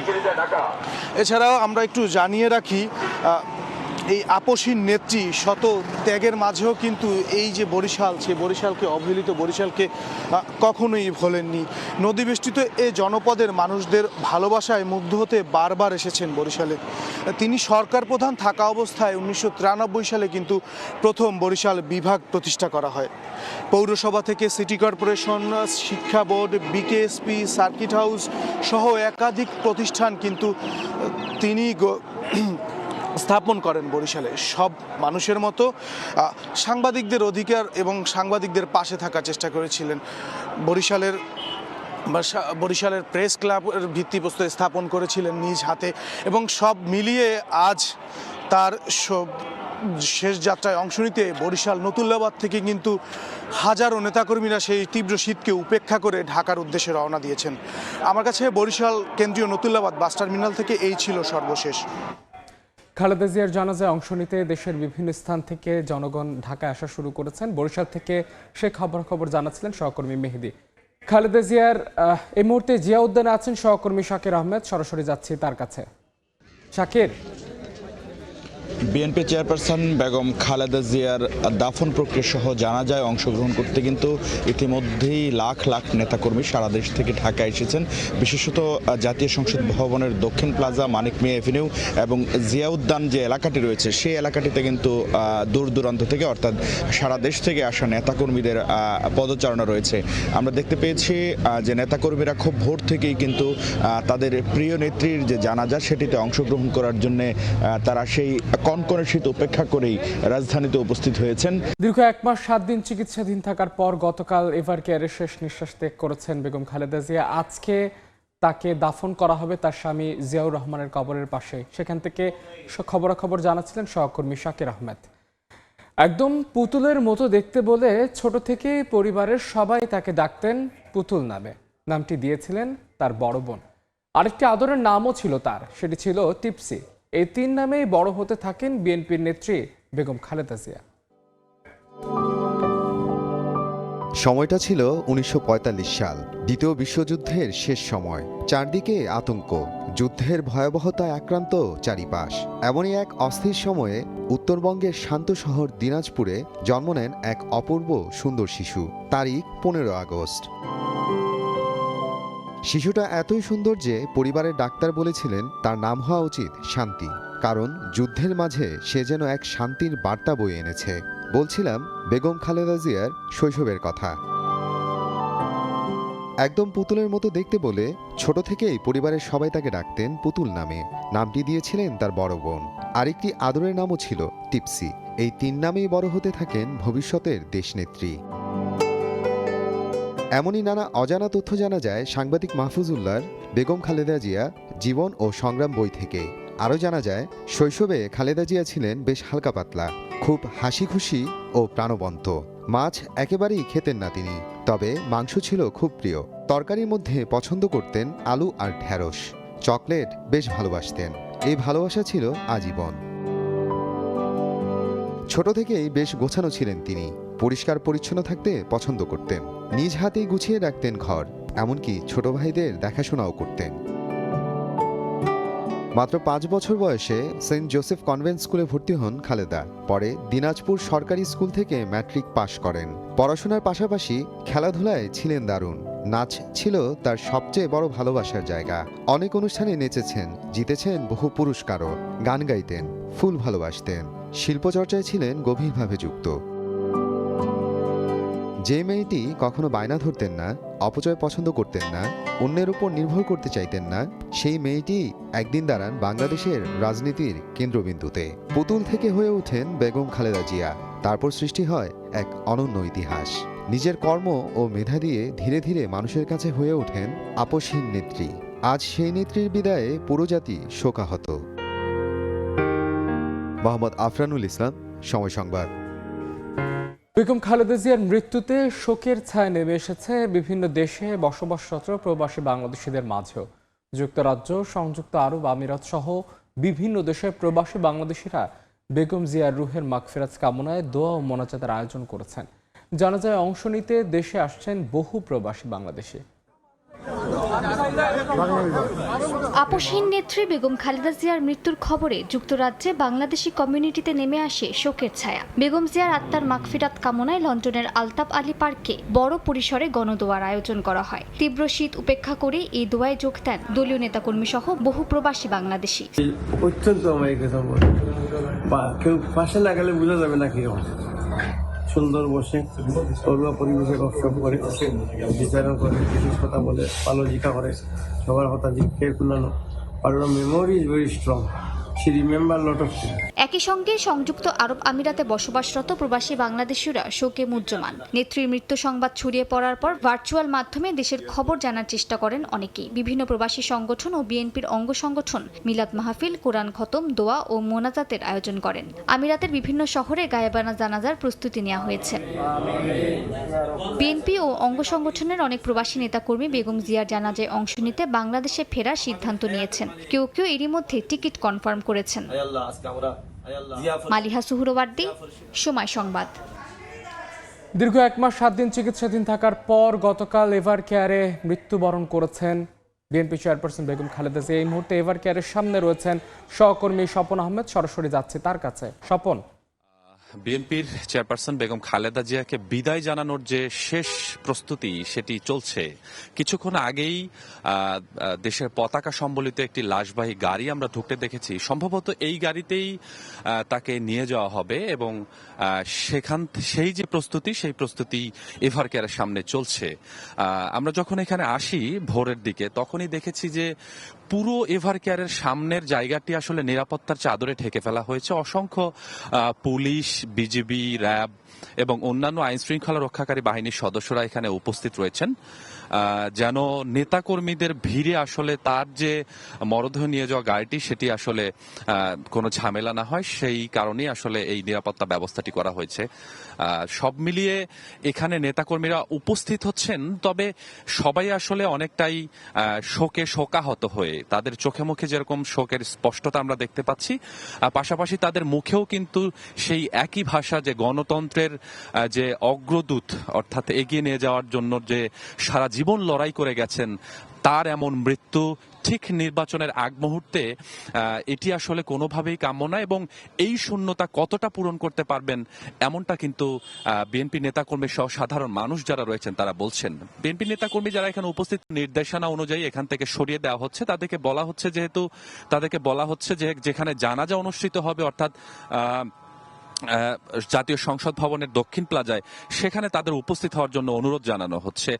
পাশাপাশি একটি বিষয় বলতে হয়, গতকাল বেগম খালেদা জিয়া সকাল 6টায় মৃত্যুবরণ করেন, এবং তারপর এই খবরটি আসলে গণমাধ্যমে প্রকাশিত হওয়ার পর থেকেই কিন্তু এভারকেয়ারের সামনে যেরকম মানুষের অবস্থান ছিল, পাশাপাশি রাজনৈতিক কার্যালয়, নয়াপল্টন এবং দেশের বিভিন্ন জায়গায় যারা ঢাকাতে আসতে পারেননি, তারা কিন্তু নিজ নিজ জায়গা থেকে এই শোক প্রকাশ করেছেন এবং প্রত্যেকেই কিন্তু দোয়ায় অংশ নিয়েছেন। আমরা দেখেছি যে এভারকেয়ারের সামনে যেরকম প্রত্যেকটি মানুষ যারা এখানে উপস্থিত হয়েছিলেন, তারা যেরকম দু হাত তুলে সাবেক 3 বারের এই প্রধানমন্ত্রীর জন্য দোয়া করেছেন, পাশাপাশি অন্যান্য জায়গাতেও কিন্তু দোয়া করেছেন, তসবিহ পড়েছেন।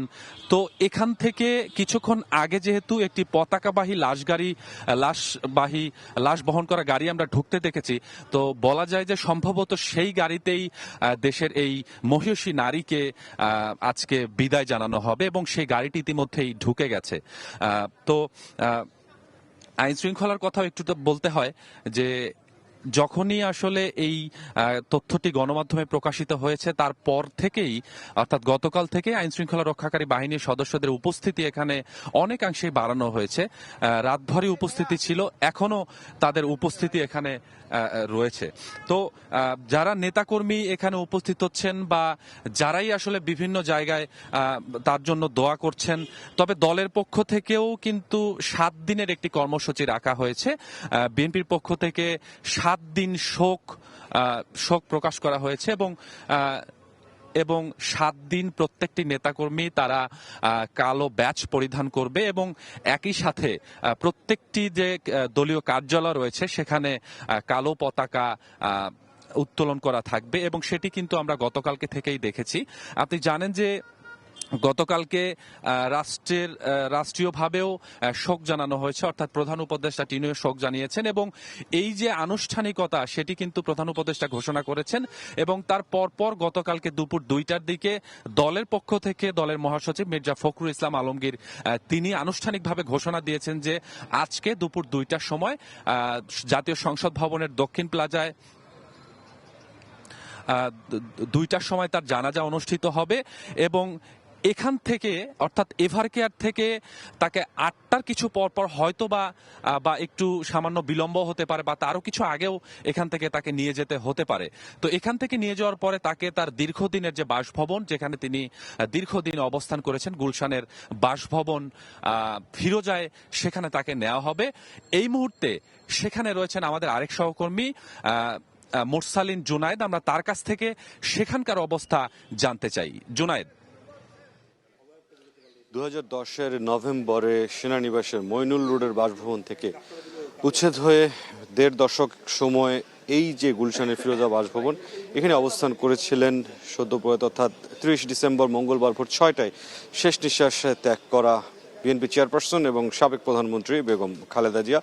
এই বাসাটির সাথে তার রাজনৈতিক জীবনের এবং ব্যক্তি জীবনের লম্বা ইতিহাস রচিত হয়ে আছে। এই জায়গাটি থেকেই তিনি লম্বা সময় ধরে আদালতে যে কাঠগড়া, সেখানে তাকে ঘুরতে হয়েছিল।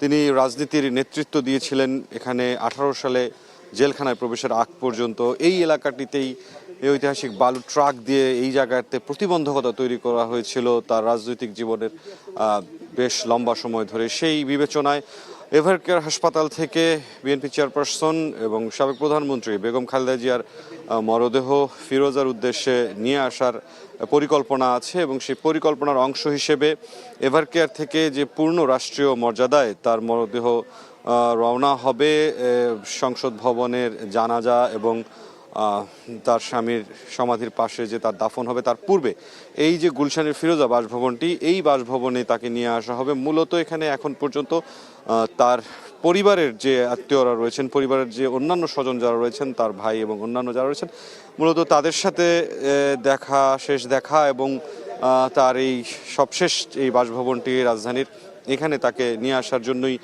এই পরিকল্পনাটি করা হয়েছে। এখন পর্যন্ত এই গুলশান এলাকার যে পরিস্থিতি দেখা গেছে যে এই জায়গাটিতে গুলশান 2 থেকে ফিরোজা আসার যে পথ, এই পথের এক পাশ এখন বন্ধ করে দেওয়া হয়েছে। পাশাপাশি আইন শৃঙ্খলা বাহিনীর সম্মিলিত যে বাহিনী রয়েছে, যৌথ বাহিনী, তাদেরও কিন্তু এক ধরনের প্রাথমিক যে কর্মতৎপরতা সেটি চলমান আছে।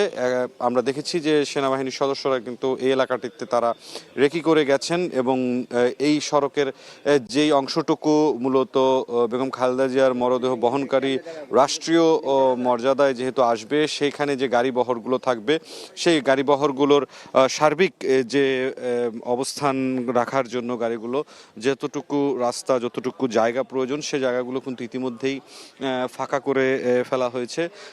পুলিশের যে সদস্যরা তারা পূর্ব থেকে যারা এখানে মোতায়েন ছিলেন তারা আগের মতোই আছেন, তবে নতুন করে এখানে পুলিশ সদস্যরা তারা এসেছেন। এসএসএফ সদস্যদের দেখা যাচ্ছে তারা দিক নির্দেশনা দিচ্ছেন কোন অংশ থেকে এই যে রাষ্ট্রীয় মর্যাদায় বেগম খালেদা জিয়ার যেই মরদেহ বহনকারী যে গাড়িবহরগুলো আসবে সেগুলো কোন দিক থেকে আসবে এবং কিভাবে গাড়িগুলো কোন জায়গায় অবস্থান করবে সেগুলো এসএসএফ এর পক্ষ থেকে কিন্তু জানিয়ে দেয়া হচ্ছে।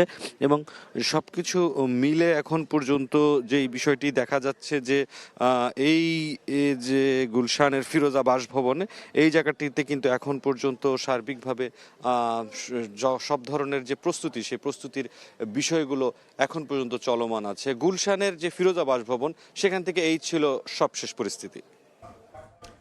গুলশানের ফিরোজা এবং এভারকেয়ার হাসপাতালের সামনে থেকে সবশেষ খবর জানাচ্ছিলেন সহকর্মী মুরসালিন হক জুনায়েদ এবং স্বপন আহমেদ। বেগম খালেদা জিয়ার জানাজায় অংশ নিতে পৌষের হাড় কাঁপানো শীত উপেক্ষা করে ভোর থেকে রাজধানীতে দলে দলে আসছেন মানুষ। এই মুহূর্তে মুন্সিগঞ্জে আছেন সহকর্মী উজ্জ্বল, সরাসরি যাচ্ছে তার কাছে। উজ্জ্বল, প্রয়াত বেগম খালেদা জিয়ার সর্বশেষ মুন্সিগঞ্জে কিন্তু এসেছিলেন 2014 সালের 28 মে। তিনি খুন গুমের বিরুদ্ধে কিন্তু এখানে জনসভায় প্রধান অতিথির ভাষণ দেন এই মুন্সিগঞ্জ শহরের এই লংকাট এলাকায়। সেই বিশাল সমাবেশ কিন্তু বিবিসি থেকে প্রচার হয়েছিল। এরকম নানা স্মৃতি জড়িত যে এই মুন্সিগঞ্জ, তিনি সেই এলাকা থেকে কিন্তু তার জানাজায় অংশ নেওয়ার জন্য দলে দলে লোকজন যাচ্ছেন রাজধানীর সংসদ ভবন এলাকা ঘিরে। এবং আপনারা দেখছেন যে কনকনে শীত এবং এই যে পৌষের যে এই শীত এবং ঘন কুয়াশা উপেক্ষা করে কিন্তু লোকজন যাচ্ছেন। এবং এই মুন্সিগঞ্জে যে সেতুটি দেখছেন, মোক্তারপুর সেতু, এটি কিন্তু তিনি ভিত্তিপ্রস্তর স্থাপন করেছিলেন 2014 সালের দিকে। এবং যে এলাকাটি আপনারা দেখছেন এই এলাকায় কিন্তু বিশাল জনসভা হয়েছিল এই উদ্বোধন ঘিরে। এরকম নানা স্মৃতি এবং দেশের প্রথম নারী প্রধানমন্ত্রী হওয়ার পরপরই কিন্তু তিনি মুন্সিগঞ্জে এসেছিলেন। মুন্সিগঞ্জ 2 আসনে তৎকালীন যে নির্বাচন হয়েছিল তখন কিন্তু সকল দেশের নির্বাচনের সঙ্গে হতে পারেনি, কারণ এখানে একজন প্রার্থী মারা গিয়েছিলেন। তখন এখানে বিএনপি প্রার্থী ছিলেন এম শামসুল ইসলাম। তিনি তাকে সমর্থন জানিয়ে এবং তিনি নির্বাচিত হলে মন্ত্রী বানাবেন এই ঘোষণা দিয়ে গিয়েছিলেন মুন্সিগঞ্জের টঙ্গিবাড়ি এলাকায়। এবং সেই কথা কিন্তু তিনি রেখেছিলেন। এবং এম শামসুল ইসলাম তখন কিন্তু নির্বাচিত হয়েছিলেন নৌকা মার্কার প্রতীকের মুক্তাদির কে পরাজিত করে, এবং পরে কিন্তু তাকে উপমন্ত্রী করা হয়। এরপরে পর্যায়ক্রমে কিন্তু তাকে প্রতিমন্ত্রী এবং ফুল মিনিস্টার করা হয়। একের পর এক এই মুন্সিগঞ্জ থেকে যে শুধু মন্ত্রী বানিয়েছেন তা নয়, এখানে কিন্তু পরপর দুজনকে রাষ্ট্রপতি করেছেন এবং নানা ঘটনার সঙ্গে জড়িত তার স্মৃতি এবং তার যে জীবন অবসান এবং 42 বছরের রাজনীতি এবং 41 বছর ধরে যে দলের সভানেত্রী ছিলেন, নানা স্মৃতির সঙ্গে মুন্সিগঞ্জ জড়িত। সেখানে কিন্তু দলে দলে লোকজন যাচ্ছেন তার জানাজা অংশ নিতে। তো এই ছিল মুন্সিগঞ্জ থেকে সবশেষ। বেগম খালেদা জিয়ার জানাজায় অংশ নিতে দেশের বিভিন্ন স্থান থেকে নেতাকর্মীরা ঢাকায় আসা শুরু করেছেন। মুন্সিগঞ্জ থেকে সে খবর জানাচ্ছিলেন সহকর্মী উজ্জ্বল। স্বামীর মৃত্যুর পর 80-র দশকে বিএনপির রাজনীতিতে আগমন ঘটে বেগম খালেদা জিয়ার। এরপর থেকে গণতান্ত্রিক আন্দোলনের অন্যতম প্রধান মুখ হয়ে ওঠেন তিনি। বারবার গ্রেফতার হয়েছেন, জেল খেটেছেন, তবুও মাথা নোয়াননি তিনি। 11 সরকারের সময় কঠিন পরিস্থিতিতেও দেশ ছাড়েননি। তাই তো দেশবাসীর কাছে আপসহীন নেত্রী বেগম খালেদা জিয়া। বেগম জিয়ার রাজনৈতিক সংগ্রামের বিস্তারিত তুলে ধরেছেন সহকর্মী আহমেদ সালেহীন।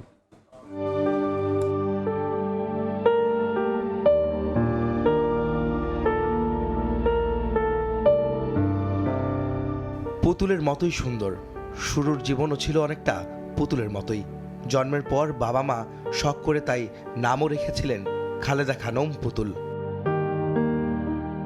পরে অকুতভয় সেনা কর্মকর্তার সহধর্মিণী, স্বামী জিয়াউর রহমান রাষ্ট্রপতি হলে তিনি হন ফার্স্ট লেডি। এ পর্যন্ত হয়তো অনেকটা ঠিকই ছিল, তবে তার পরবর্তী আখ্যান কেবলই সংগ্রামের। দলের নেতৃত্ব থেকে দেশ ও গণতন্ত্রের কাণ্ডারি হয়ে ওঠেন বেগম খালেদা জিয়া। 1981 সালে বিপদগামী কিছু সেনা সদস্যের হাতে স্বামী জিয়াউর রহমান নিহত হলে দলের হাল ধরতে নতুন সংগ্রামের পথে পা বাড়ান গৃহবধূ বেগম জিয়া, সঙ্গে 2 শিশু সন্তান। সদ্য স্বামীহারা স্ত্রী শূন্য হাতে রাজপথে, ঘর ছেড়ে তখন সাধারণের মাঝে।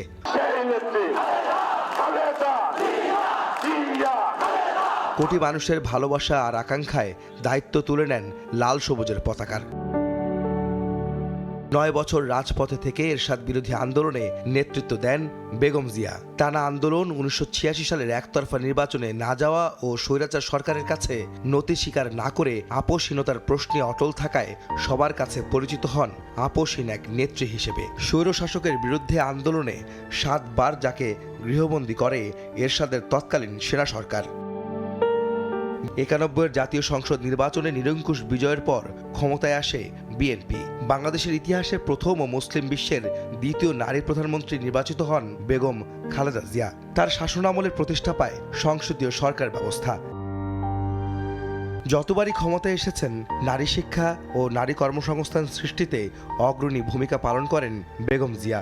সাক্ষরতার হার বাড়িয়ে দক্ষ জনবল তৈরিতে স্বামী জিয়াউর রহমানের পথ অনুসরণ করেন তিনি।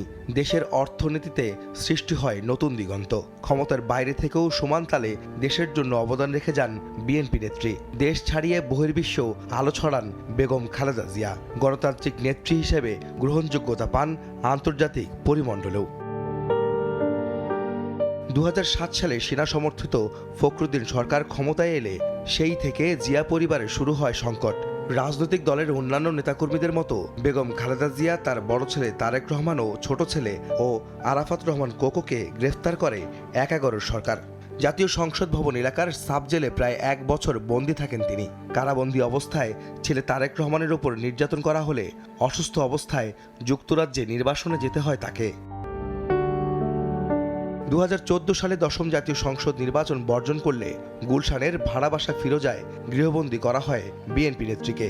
এরপর আর সংসদে ফেরা হয়নি বেগম জিয়ার। 2015 সালে ওই গুলশানেই তার রাজনৈতিক কার্যালয়ে আবারও গৃহবন্দী করে তৎকালীন আওয়ামী লীগ সরকার। 93 দিন বন্দিদশা কাটিয়ে উঠলেও এর মাঝেই হারাতে হয় ছোট ছেলে আরাফাত রহমান কোকোকে। বড় ছেলের প্রবাসে আটকে থাকা আর ছোট ছেলের মৃত্যুতে অনেকটা ভেঙে পড়েন সাবেক প্রধানমন্ত্রী বেগম খালেদা জিয়া। 2018 সালে জিয়া অরফানেজ ও জিয়া চ্যারিটেবল ট্রাস্ট মামলায় কারাদণ্ড হলে বিএনপি নেত্রীকে রাখা হয় পুরান ঢাকার নাজিমউদ্দিন রোডের পরিত্যক্ত কারাগারে। ধীরে ধীরে স্বাস্থ্যের অবনতি হতে থাকে ঠিক সে সময় থেকেই। এরপর কয়েক দফা ভর্তি হতে হয় হাসপাতালে। বয়স ও তার অসুস্থতা বাড়তে থাকলে তৎকালীন আওয়ামী লীগ সরকারের কাছে কয়েক দফা আবেদন ও অনুরোধ জানায় বেগম জিয়ার পরিবার ও বিএনপি। 2 বছর 1 মাস 13 দিন কারাবন্দী থাকার পর শেখ হাসিনার নির্বাহী আদেশে 2 শর্তে 6 মাসের জামিন পান সাবেক প্রধানমন্ত্রী বেগম খালেদা জিয়া। বন্দিদশা থেকে সাময়িক মুক্তি পেলেও নানা রোগে আক্রান্ত হয়ে হাসপাতালে বেশি সময় কাটাতে হয় সাবেক এই প্রধানমন্ত্রীকে। বেগম জিয়ার উন্নত চিকিৎসায় বিদেশে নিতে চিকিৎসক পরিবার ও দলের পক্ষ থেকে বারবার আবেদন জানানো হলেও তাতে কর্ণপাত করেননি তৎকালীন প্রধানমন্ত্রী। 24-এর গণঅভ্যুত্থানে আওয়ামী লীগ সরকারের একতরফা ক্ষমতার অবসান ও শেখ হাসিনা পালিয়ে গেলে মুক্ত হন সাবেক প্রধানমন্ত্রী বেগম খালেদা জিয়া। প্রতিশোধ নয়, প্রতিহিংসা নয়, ভালোবাসা, শান্তি ও জ্ঞান ভিত্তিক সমাজ গড়ে তুলি। উন্নত চিকিৎসার জন্য 2025-এর 7 জানুয়ারি কাতার আমিরের পাঠানো এয়ার অ্যাম্বুলেন্সে যুক্তরাজ্যে যান Begum Zia. The London clinic ও তারেক রহমানের বাসায় থেকে চিকিৎসা নেয়ার 4 মাস পর 6 মে দেশে ফেরেন বিএনপি নেত্রী। এ সময় তার সঙ্গে ছিলেন 2 পুত্রবধূ। তারেক রহমানের সহধর্মিণী ডাক্তার জুবাইদা রহমান শাশুড়ি বেগম জিয়ার সঙ্গে 17 বছর পর দেশের মাটিতে তখন পা রাখেন। সংকটাপন্ন অবস্থায় 27 নভেম্বর সিসিউতে নেওয়া হয় বেগম জিয়াকে। অবস্থার অবনতি হলে নেওয়া হয় আইসিইউতে। 17 বছর পর 25শে ডিসেম্বর যুক্তরাজ্য থেকে দেশে ফেরেন তারেক রহমান। শেষ সময়ে মায়ের পাশেই ছিলেন বড় ছেলে। 1 মাস 7 দিন পর এভারকেয়ার হাসপাতালেই শেষ নিঃশ্বাস ত্যাগ করেন দেশের গণতন্ত্রের অগ্রদূত, আপসহীন এক মহিয়সী নেত্রী বেগম খালেদা জিয়া। আহমেদ সালেহীন, সময় সংবাদ। 1 মাস 7 দিন চিকিৎসাধীন থাকার পর এভারকেয়ার হাসপাতালে গতকাল শেষ নিঃশ্বাস ত্যাগ করেন বিএনপি চেয়ারপারসন বেগম খালেদা জিয়া। এই মুহূর্তে এভারকেয়ারের সামনে আছেন সহকর্মী সানবিন রূপল, তার কাছে যেতে চাই। রূপল, শোকাহত এভারকেয়ার হাসপাতালের সামনে এই মুহূর্তে যারা অবস্থান করছেন তারাও সেই দলীয় নেতাকর্মী, তারা দেশের বিভিন্ন প্রান্ত থেকে এখানে এসে ভিড় করেছেন এবং সময় যত গড়াচ্ছে ততই নিস্তব্ধতা কাটিয়ে মানুষজন আরও আনাগোনা বাড়ছে এবং এখানে একটি শোকাবহ পরিবেশ লক্ষ্য করা গেছে এবং শোকাবহ এই পরিবেশটি সবাই যেমন একদম চুপচাপ নীরব একটি অবস্থার মধ্যে শুধু দাঁড়িয়ে দাঁড়িয়ে দেখছেন কখন বেগম জিয়া এখান থেকে তার নিথর দেহ নিয়ে তাকে বের করা হবে। এবং আমরা কিছুক্ষণ আগে দেখতে পেয়েছি যে বাংলাদেশের পতাকাবাহী, জাতীয় পতাকাবাহী একটি অ্যাম্বুলেন্স সেটি এভারকেয়ার হাসপাতালের ভেতরে প্রবেশ করেছে। একটি কালো পতাকাবাহী, একটি শোকের রং কালো, সেই কালো পতাকা মোড়ানো একটি অ্যাম্বুলেন্সও দেখতে পেয়েছি। অর্থাৎ হাসপাতালের যে প্রক্রিয়াগুলো আছে এবং যে প্রস্তুতি আছে সেগুলো সম্পন্ন করার জন্য এখন নেওয়া হয়েছে এবং সেগুলো শেষ করে সকাল 8টার পরে এখান থেকে রাজধানীর গুলশানের ফিরোজায় তার নিজ বাসভবনে নেওয়ার কথা রয়েছে এবং সেখান থেকে নিয়ে যাওয়া হবে দক্ষিণ প্লাজায় এবং তারপরে তার স্বামী প্রয়াত রাষ্ট্রপতি জিয়াউর রহমানের কবরের পাশে সেখানে দাফনের জন্য প্রস্তুতি গ্রহণ করা হয়েছে। এর মধ্যে আজকে সাধারণ ছুটি ঘোষণা করেছে রাষ্ট্র এবং গতকালকে এই পুরো যে নামাজে জানাজা এবং সারা দেশ থেকে যে মানুষজন আসবেন তারা যেন সুশৃঙ্খলভাবে এই শোকাবহ দিনটি তারা জানাজা নামাজে অংশগ্রহণ করতে পারেন, সেজন্য আইন শৃঙ্খলা বাহিনী ও নিরাপত্তা ব্যবস্থা বলয় গড়ে তুলেছে এবং গতকালকে স্বরাষ্ট্র উপদেষ্টার নেতৃত্বে এবং প্রধান উপদেষ্টা প্রেস সচিব সেখানে উপস্থিত ছিলেন। একটি বৈঠক অনুষ্ঠিত হয়েছে এবং বৈঠকের পরে ডিএমপি, ঢাকা মেট্রোপলিটন পুলিশ তারাও একটি রুট নির্ধারণ করেছে যে এখান থেকে তাকে কুড়িল বিশ্ব রোড হয়ে সেখান থেকে ফিরোজায় নিয়ে যাওয়া হবে এবং সেখান থেকে বনানী হয়ে দক্ষিণ প্লাজার দিকে নিয়ে যাওয়া হবে। এবং এই মুহূর্তে দেখতে পাচ্ছেন যে এভারকেয়ার হাসপাতালের সামনে বেশ কিছু নেতাকর্মী ভিড় করেছেন, পাশাপাশি তার অপর পাশে এবং মূল ফটকের পাশেই আইন শৃঙ্খলা রক্ষা বাহিনীর বলয় তৈরি করেছে এবং যতটুকু দেখতে পাচ্ছি এই সংখ্যা সময় গড়ানোর সাথে সাথে বাড়ছে এবং সারা রাতেই এখানে কেউ কেউ অবস্থান করেছেন এবং এই শীতের রাতে এই তীব্র শীতের মধ্যেও সেই শীত উপেক্ষা করে যেন একটি নিস্তব্ধতা ভর করেছে চতুর্পাশে। এবং এর মধ্যে বিএনপির পক্ষ থেকে 7 দিনের শোক ঘোষণা করা হয়েছে এবং সারা দেশে সেই দোয়া মাহফিল অনুষ্ঠিত হবে এবং মোনাজাত করা হবে।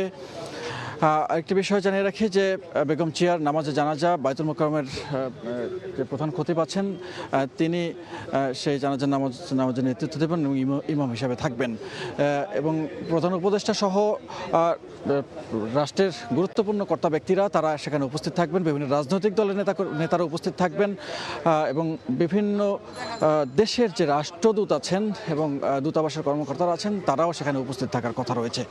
এছাড়াও সাধারণ মানুষের ঢল নামবে কিছুক্ষণের মধ্যে, এর মধ্যে হয়তো সেখানেও ঢল নেমেছে এবং বেগম জিয়ার যে রাজনৈতিক ইতিহাস এবং রাজনৈতিক যে বর্ণাঢ্য জীবন, তার যে মহাপ্রণয়, এই প্রয়াণের মধ্য থেকে তার যে জীবনাবসান ঘটলো এবং এই এবারকার হাসপাতালে তিনি 1 মাস 10 দিন চিকিৎসা নেওয়ার পরে গতকাল সকালে তার শেষ নিঃশ্বাস ত্যাগ করেন এবং সেখান থেকেই সেই খবরটি ছড়িয়ে পড়ে সারা দেশ এবং দেশের বাইরে, এবং সারা দেশ এবং দেশের বাইরেও সেই একই রকমের শোকাবহ পরিবেশ বিরাজ করছে এবং এর মধ্যে বিভিন্ন দেশের রাষ্ট্রদূতরা এবং বিভিন্ন দেশের সরকার প্রধানরা এই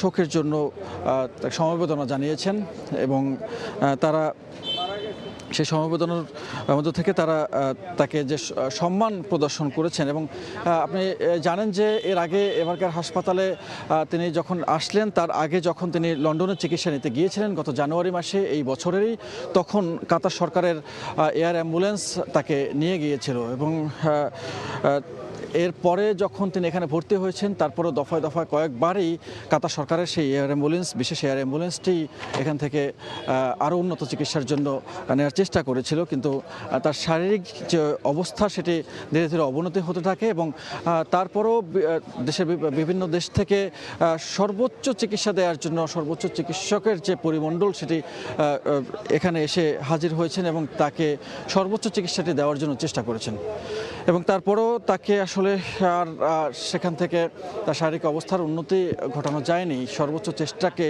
বিফল করে দিয়ে তিনি আসলে সবাইকে কাঁদিয়ে বিদায় নিয়েছেন এবং তিনি যে দেশের জন্য তার রাজনৈতিক দীর্ঘ ক্যারিয়ার এবং সেখান থেকে তিনি যে বক্তব্য সবসময় দিয়ে আসছিলেন যে সব কিছু ছাপিয়ে যে দেশের মানুষ এবং দেশকে ছেড়ে তিনি কখনো কোথাও যাবেন না, তার এটি ঠিকানা, তার আর কোনো ঠিকানা নেই এবং সেই ঠিকানায় তিনি চিরনিদ্রায় শায়িত হচ্ছেন। এবং সেই তার যে মায়া, সেই যে মমতা, তার শুধু পরিবার, শুধু তার যে রক্তে সম্পর্কিত পরিবার যারা থাকেন পরিবারের, সেই পরিবার ছাপিয়ে তিনি যে দেশের মানুষকে পরিবারের গণ্ডির মধ্যে নিয়ে আসতে পেরেছিলেন, এটি তার বড় সার্থকতা এবং যে কারণে তার স্বামীহারা এই বিধবা নারী এবং দৃঢ়চেতা এই নারী, তিনি প্রথমবার যে প্রধানমন্ত্রী হয়েছিলেন তারপর থেকে যে রাজনৈতিক হাল ধরেছেন, দেশের গণতন্ত্রের জন্য হাল ধরেছেন, সেই হাল তিনি আমৃত্যু লড়ে গেছেন এবং সেটি ধরেই রেখেছিলেন এবং গণতন্ত্রের জন্য তার যে আপোষহীন সংগ্রাম, সে আপোষহীন সংগ্রাম তার রাজনৈতিক ক্যারিয়ারের শুরু থেকেই শুরু হয়েছিল এবং তিনি কখনোই তাকে আপোষ করতে দেখা যায়নি, যার ফলে সেই স্বৈরাচার বিরুদ্ধে আন্দোলনের সময় তার নাম হয়ে যায় আপোষহীন নেত্রী এবং সেই আপোষহীন নেত্রী তার সেই যে নামের প্রতি সুবিচার, সেই সুবিচারটি করে গেছেন তার রাজনৈতিক জীবনের সর্বশেষ দিনটি পর্যন্ত এবং এর আগের যে 16 বছরের ফ্যাসিস্ট সরকারের আমলেও তিনি আপোষ করেননি। 14 নির্বাচনে তত্ত্বাবধায়ক সরকার ইস্যুতে তিনি নির্বাচন বর্জন করেছেন, নির্বাচন থেকে সরে দাঁড়িয়েছেন এবং 18 সময় যখন তাকে মামলায় ফাঁসানো হয়েছে এবং দুর্নীতির অভিযোগে যে মামলাগুলো দেওয়া হয়েছে সেই মামলাও তিনি লড়েছেন এবং তিনি সেখানেও আপোষ করেন এবং বারবারই তিনি কারাগারে গিয়েছেন এবং আরেকটি খবর এই মুহূর্তে আমি একটি সূত্র থেকে জানতে পেরেছি হাসপাতালের ভেতর থেকে, সেটি হচ্ছে এটি আমি একটু আগে বলেছিলাম যে 8টার পরে এখান থেকে সব প্রক্রিয়া শেষ করে এখান থেকে বের করার কথা, তবে এই মুহূর্তে জানতে পেরেছি যে 9টার পরে, সেটি সময় আরেকটু কালক্ষেপণ করে 9টার পরে 9টা থেকে 9:30টার মধ্যে এখান থেকে তাকে বাসভবন ফিরোজায় নিয়ে যাওয়ার কথা রয়েছে এবং সেই প্রক্রিয়ার জন্যই একে একে বিভিন্ন গাড়ি ঢুকছে এবং তার যে এই প্রক্রিয়া সম্পন্ন করার জন্য যাদের প্রয়োজন তারা এখানে আসছেন এবং একটি বিষয়ে বলতে চাই, সেটি বারবারই তার রাজনৈতিক ক্যারিয়ার যেমন বলা হচ্ছে, তিনি ব্যক্তি হিসেবে মমতাময়ী মায়ের হিসেবে তাকে আমরা দেখেছি 2007 সালে যখন তারেক রহমানের হাসপাতালে, তখনও তিনি তার স্নেহধন্য সেই মমতাময়ী মায়ের ভূমিকা পালন করেছেন। কখনো দলীয় নেত্রী, কখনো মমতাময়ী মা, কখনো আপোষহীন নেত্রী, কখনো বা দৃঢ়চেতা, কখনো বা শোকে পাথর হওয়া একজন বিনয়ী মানুষ, কখনো বা দেখা গেছে যে তিনি একজন সব কিছু ছাপিয়ে তার যে শ্রদ্ধা, সেই শ্রদ্ধা সম্মানটুকু বজায় রাখার জন্য তার যে ব্যক্তিত্ব, সেই ব্যক্তিত্বকে আসলে তিনি কখনোই আপোস করেননি। অর্থাৎ ব্যক্তিত্ব বজায় রেখেই তিনি তার সবসময় তার রাজনৈতিক ক্যারিয়ার এবং চলাফেরা, তার যে জীবনযাপন সব কিছুর মধ্যে যেন একটি ছাপ সবসময় রয়ে গেছে। এবং তার এই শুরু থেকে তিনি একজন গৃহবধূ থেকে তিনি হয়ে ওঠেন একজন আপোষের নেত্রী, একজন মহিষী নারী। এবং একজন গৃহবধূ শুধু নয়, তার নাম যে ডাকনাম পুতুল ছিল, সেই পুতুল থেকে তিনি হয়ে উঠলেন একজন দেশনেত্রী। এবং আরও একটি তথ্য জানিয়ে রাখতে চাই, তার একটি নাম হয়তো অনেকেই জানেন যে তার নাম ছিল পুতুল, কিন্তু শুধু পুতুল নয়, তার আরও একটি নাম ছিল। সেই নামটি রাখা হয়েছিল 1945 সালে তিনি যখন জন্মগ্রহণ করেন। তখন তার বাবার এক বন্ধু ডাক্তার, তিনি তার নাম ডাকতেন শান্তি বলে। সেই শান্তি বলে কেন ডাকতেন? তিনি তখন দ্বিতীয় বিশ্বযুদ্ধ চলছিল, সারা বিশ্বে যখন যুদ্ধের দামামা চলছিল, হিরোশিমা নাগাসাকিতে বোমা ফেলা হয়েছিল। সেই পারমাণবিক বোমা যখন সারা বিশ্ব যখন অশান্তির এক মসনতে পরিণত হয়েছিল, তখন এই নতুন শিশুটি, যিনি বেগম খালেদা জিয়া অর্থাৎ খালেদা বেগম তার নাম রাখা হয়েছিল, তার বাইরেও পুতুল একটি নাম তার মেঝো বোন দিয়েছিলেন, কিন্তু তার আগে তার শান্তি নামেও তার বাবার বন্ধু ডাকতেন। সেই অশান্তির সময় তার এই জন্ম, এবং তার এই বিশ্বে যখন শান্তি বিরাজ করা শুরু করেছিল দ্বিতীয় বিশ্বযুদ্ধের সময় বা দ্বিতীয় বিশ্বযুদ্ধের শেষ দিকে, পরে যখন একটা সমঝোতার মধ্য থেকে দ্বিতীয় বিশ্বযুদ্ধ শেষ হয়, তখন কিন্তু এই শান্তি নামটি কিছুদিনের জন্য তার ডাকা হতো। পরবর্তীতে ডাকনাম পুতুল নামেই তাকে ডাকা হতো। এবং শান্তির জন্যই তিনি লড়াই করে গেছেন। এবং তিনি তার যে বক্তব্য, সেই বক্তব্যে তিনি সবসময়ের জন্য বাংলাদেশে শান্তি যেন আসে, এবং এই শান্তির বীজ বপন করার জন্যই তার আমৃত্যু সংগ্রাম ছিল। এবং সেটি বাংলাদেশের মানুষের শান্তি, এই সার্বভৌমত্বে যাতে শান্তি বিরাজ করে, গণতন্ত্র যাতে শান্তি এনে দেয়, সেই শান্তির জন্যই তিনি লড়াই করে গেছেন। সেখানেও তার নামের প্রতি সুবিচার করে তিনি চলেছেন। এবং সবাইকে কাঁদিয়ে সেই শান্তি এখন হয়তো চিরনিদ্রায় শান্তিতে মহান সৃষ্টিকর্তার কাছে যাচ্ছেন, এবং সব মানুষকে কাঁদিয়ে, সব মানুষের শোকে পাথর করে দিয়ে তিনি এখন ঘুমাচ্ছেন চিরনিদ্রায়। এখন এইরকম একটি অবস্থার মধ্য থেকে তার যারা ভক্ত সমর্থন আছেন, এবং তাকে যারা অনুসরণ করেছেন, তাকে যারা শ্রদ্ধা করেছেন, সম্মান করেছেন, সমীহ করেছেন, তাকে দেখে যারা শিখেছেন, জেনেছেন, তার জীবনযাপনের মধ্যে যার আদর্শ লুকায়িত রয়েছে, সবাই যেন এখন শোকে শোকাহত। এবং এই বেদনার সুর সারা বাংলার আনাচে কানাচে ছড়িয়ে গেছে। এবং সেটার একটি দলের মধ্যে নয়, তিনি এখন রাজনৈতিক অভিভাবক হয়ে উঠেছেন। এবং সেই রাজনৈতিক অভিভাবক সুলভ যে আচরণ, সেটি আমরা দেখতে পেয়েছি 24 জুলাই আন্দোলনের পরে।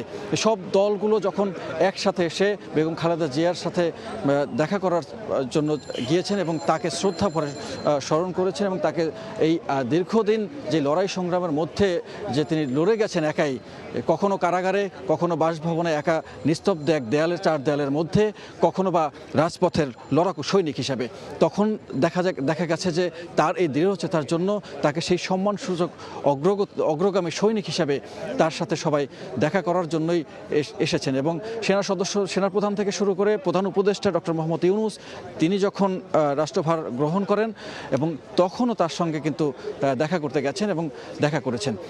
এবং এই অসুস্থতার সময় তাকে যথাযথ সম্মানের সাথে, যথাযথ মর্যাদার সাথে এবং সর্বোচ্চ চিকিৎসা দেওয়ার জন্য যা যা করা দরকার সবটুকু করার জন্য চেষ্টা করা হয়েছে।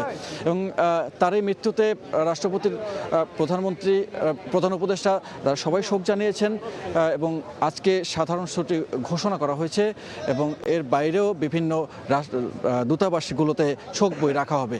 এবং আজকে এই যে অবস্থাটা এই মুহূর্তে যেখানে আছে, সেই জায়গাটি যেন সুশৃঙ্খলভাবে তার দাফন কার্য সম্পন্ন করা যায়, সেজন্য সরকার সর্বোচ্চ ব্যবস্থাটি নিয়েছে। এবং নেতাকর্মীদেরও দলের পক্ষ থেকে বলা হয়েছে যে এমন একটি শোকের দিনে, এমন একটি বিদায়ের দিনে যেন কোনো বিশৃঙ্খল অবস্থা তৈরি না হয়, কেউ যেন অযাচিত কোনো ঝামেলা না করে, সেটি বিরাজ করার জন্য সবাইকে সুশৃঙ্খলভাবে এই দাফন কার্য সম্পন্ন করার জন্য অনুরোধ করা হয়েছে। তো বিএনপি চেয়ারপারসন বেগম খালেদা জিয়া এমন একটি সময় চলে গেলেন, মাত্র 1.5 মাস পরে ত্রয়োদশ জাতীয় সংসদ নির্বাচনটি অনুষ্ঠিত হতে যাচ্ছে এবং সেই নির্বাচনের আগেই তিনি চলে গেলেন এবং এই নির্বাচন নিয়ে তার সেই অবিচল অবস্থান এবং সেই নির্বাচনে সেই তত্ত্বাবধায়ক সরকার ব্যবস্থাও হয়তো আবার পুনর্বহাল হয়েছে, সেই তার যে চেষ্টা, সেই চেষ্টাও সফল হয়েছে, তার সেই গণতন্ত্রের যে যাত্রা, অগ্রযাত্রা, সেটিও যেমন আবারও পুনরায় চাকা ঘুরতে শুরু করেছে। ঠিক সেই সময় এসে তিনি চলে গেলেন সবাইকে কাঁদিয়ে। তিনি রেখে গেলেন এক সন্তান, আর এক সন্তানের বিদায় তার চোখের সামনেই হতে হয়েছে এবং তার সেই বাসায় বসে তিনি যখন শোকে শোকাহত ছিলেন এবং একরকম বন্দি দশায় তিনি বিরাজ করেছে তখন। এবং 2018 সালে তাকে যখন বকশীবাজারের কারাগারে নিয়ে গ্রেফতার করে রাখা হয় এবং একটি বিচার, যেটি বলছে প্রহসনের বিচার, এবং পরবর্তীতে সেটি কিন্তু প্রমাণিত হয়েছে 2024 এবং 25-এর পরে, যখন সেই মামলাগুলো খালাস হয়ে যায় এবং পুরোপুরি মুক্ত হয়ে যান বেগম জিয়া, এবং সেটি কিন্তু 24-এর 5ই আগস্টের পরেই হয়েছে। এবং তার আগে শেখ হাসিনা তার আমলের সবশেষ করোনার সময় তাকে বিশেষ ক্ষমতা বলে তিনি তাকে বাসায় ঘরের হাসপাতাল থেকে এবং কারাগার থেকে ঘরে রাখার আদেশ দেন এবং ঘরে রাখার জন্য বলেন, এবং সেটি নিয়েও তিনি তুচ্ছ তাচ্ছিল্য করেছেন যে তাকে তার সর্বোচ্চ ক্ষমতা যতটুকু আছে ততটুকু দিয়েই তিনি নাকি তখন ঘরে থাকতে দিয়েছেন, এটি তার বড় পাওয়া, পরম পাওয়া, এরকমভাবেও তিনি তুচ্ছ তাচ্ছিল্য করে বলেছেন এবং কোনোভাবেই তাকে তখন বিএনপির পক্ষ থেকে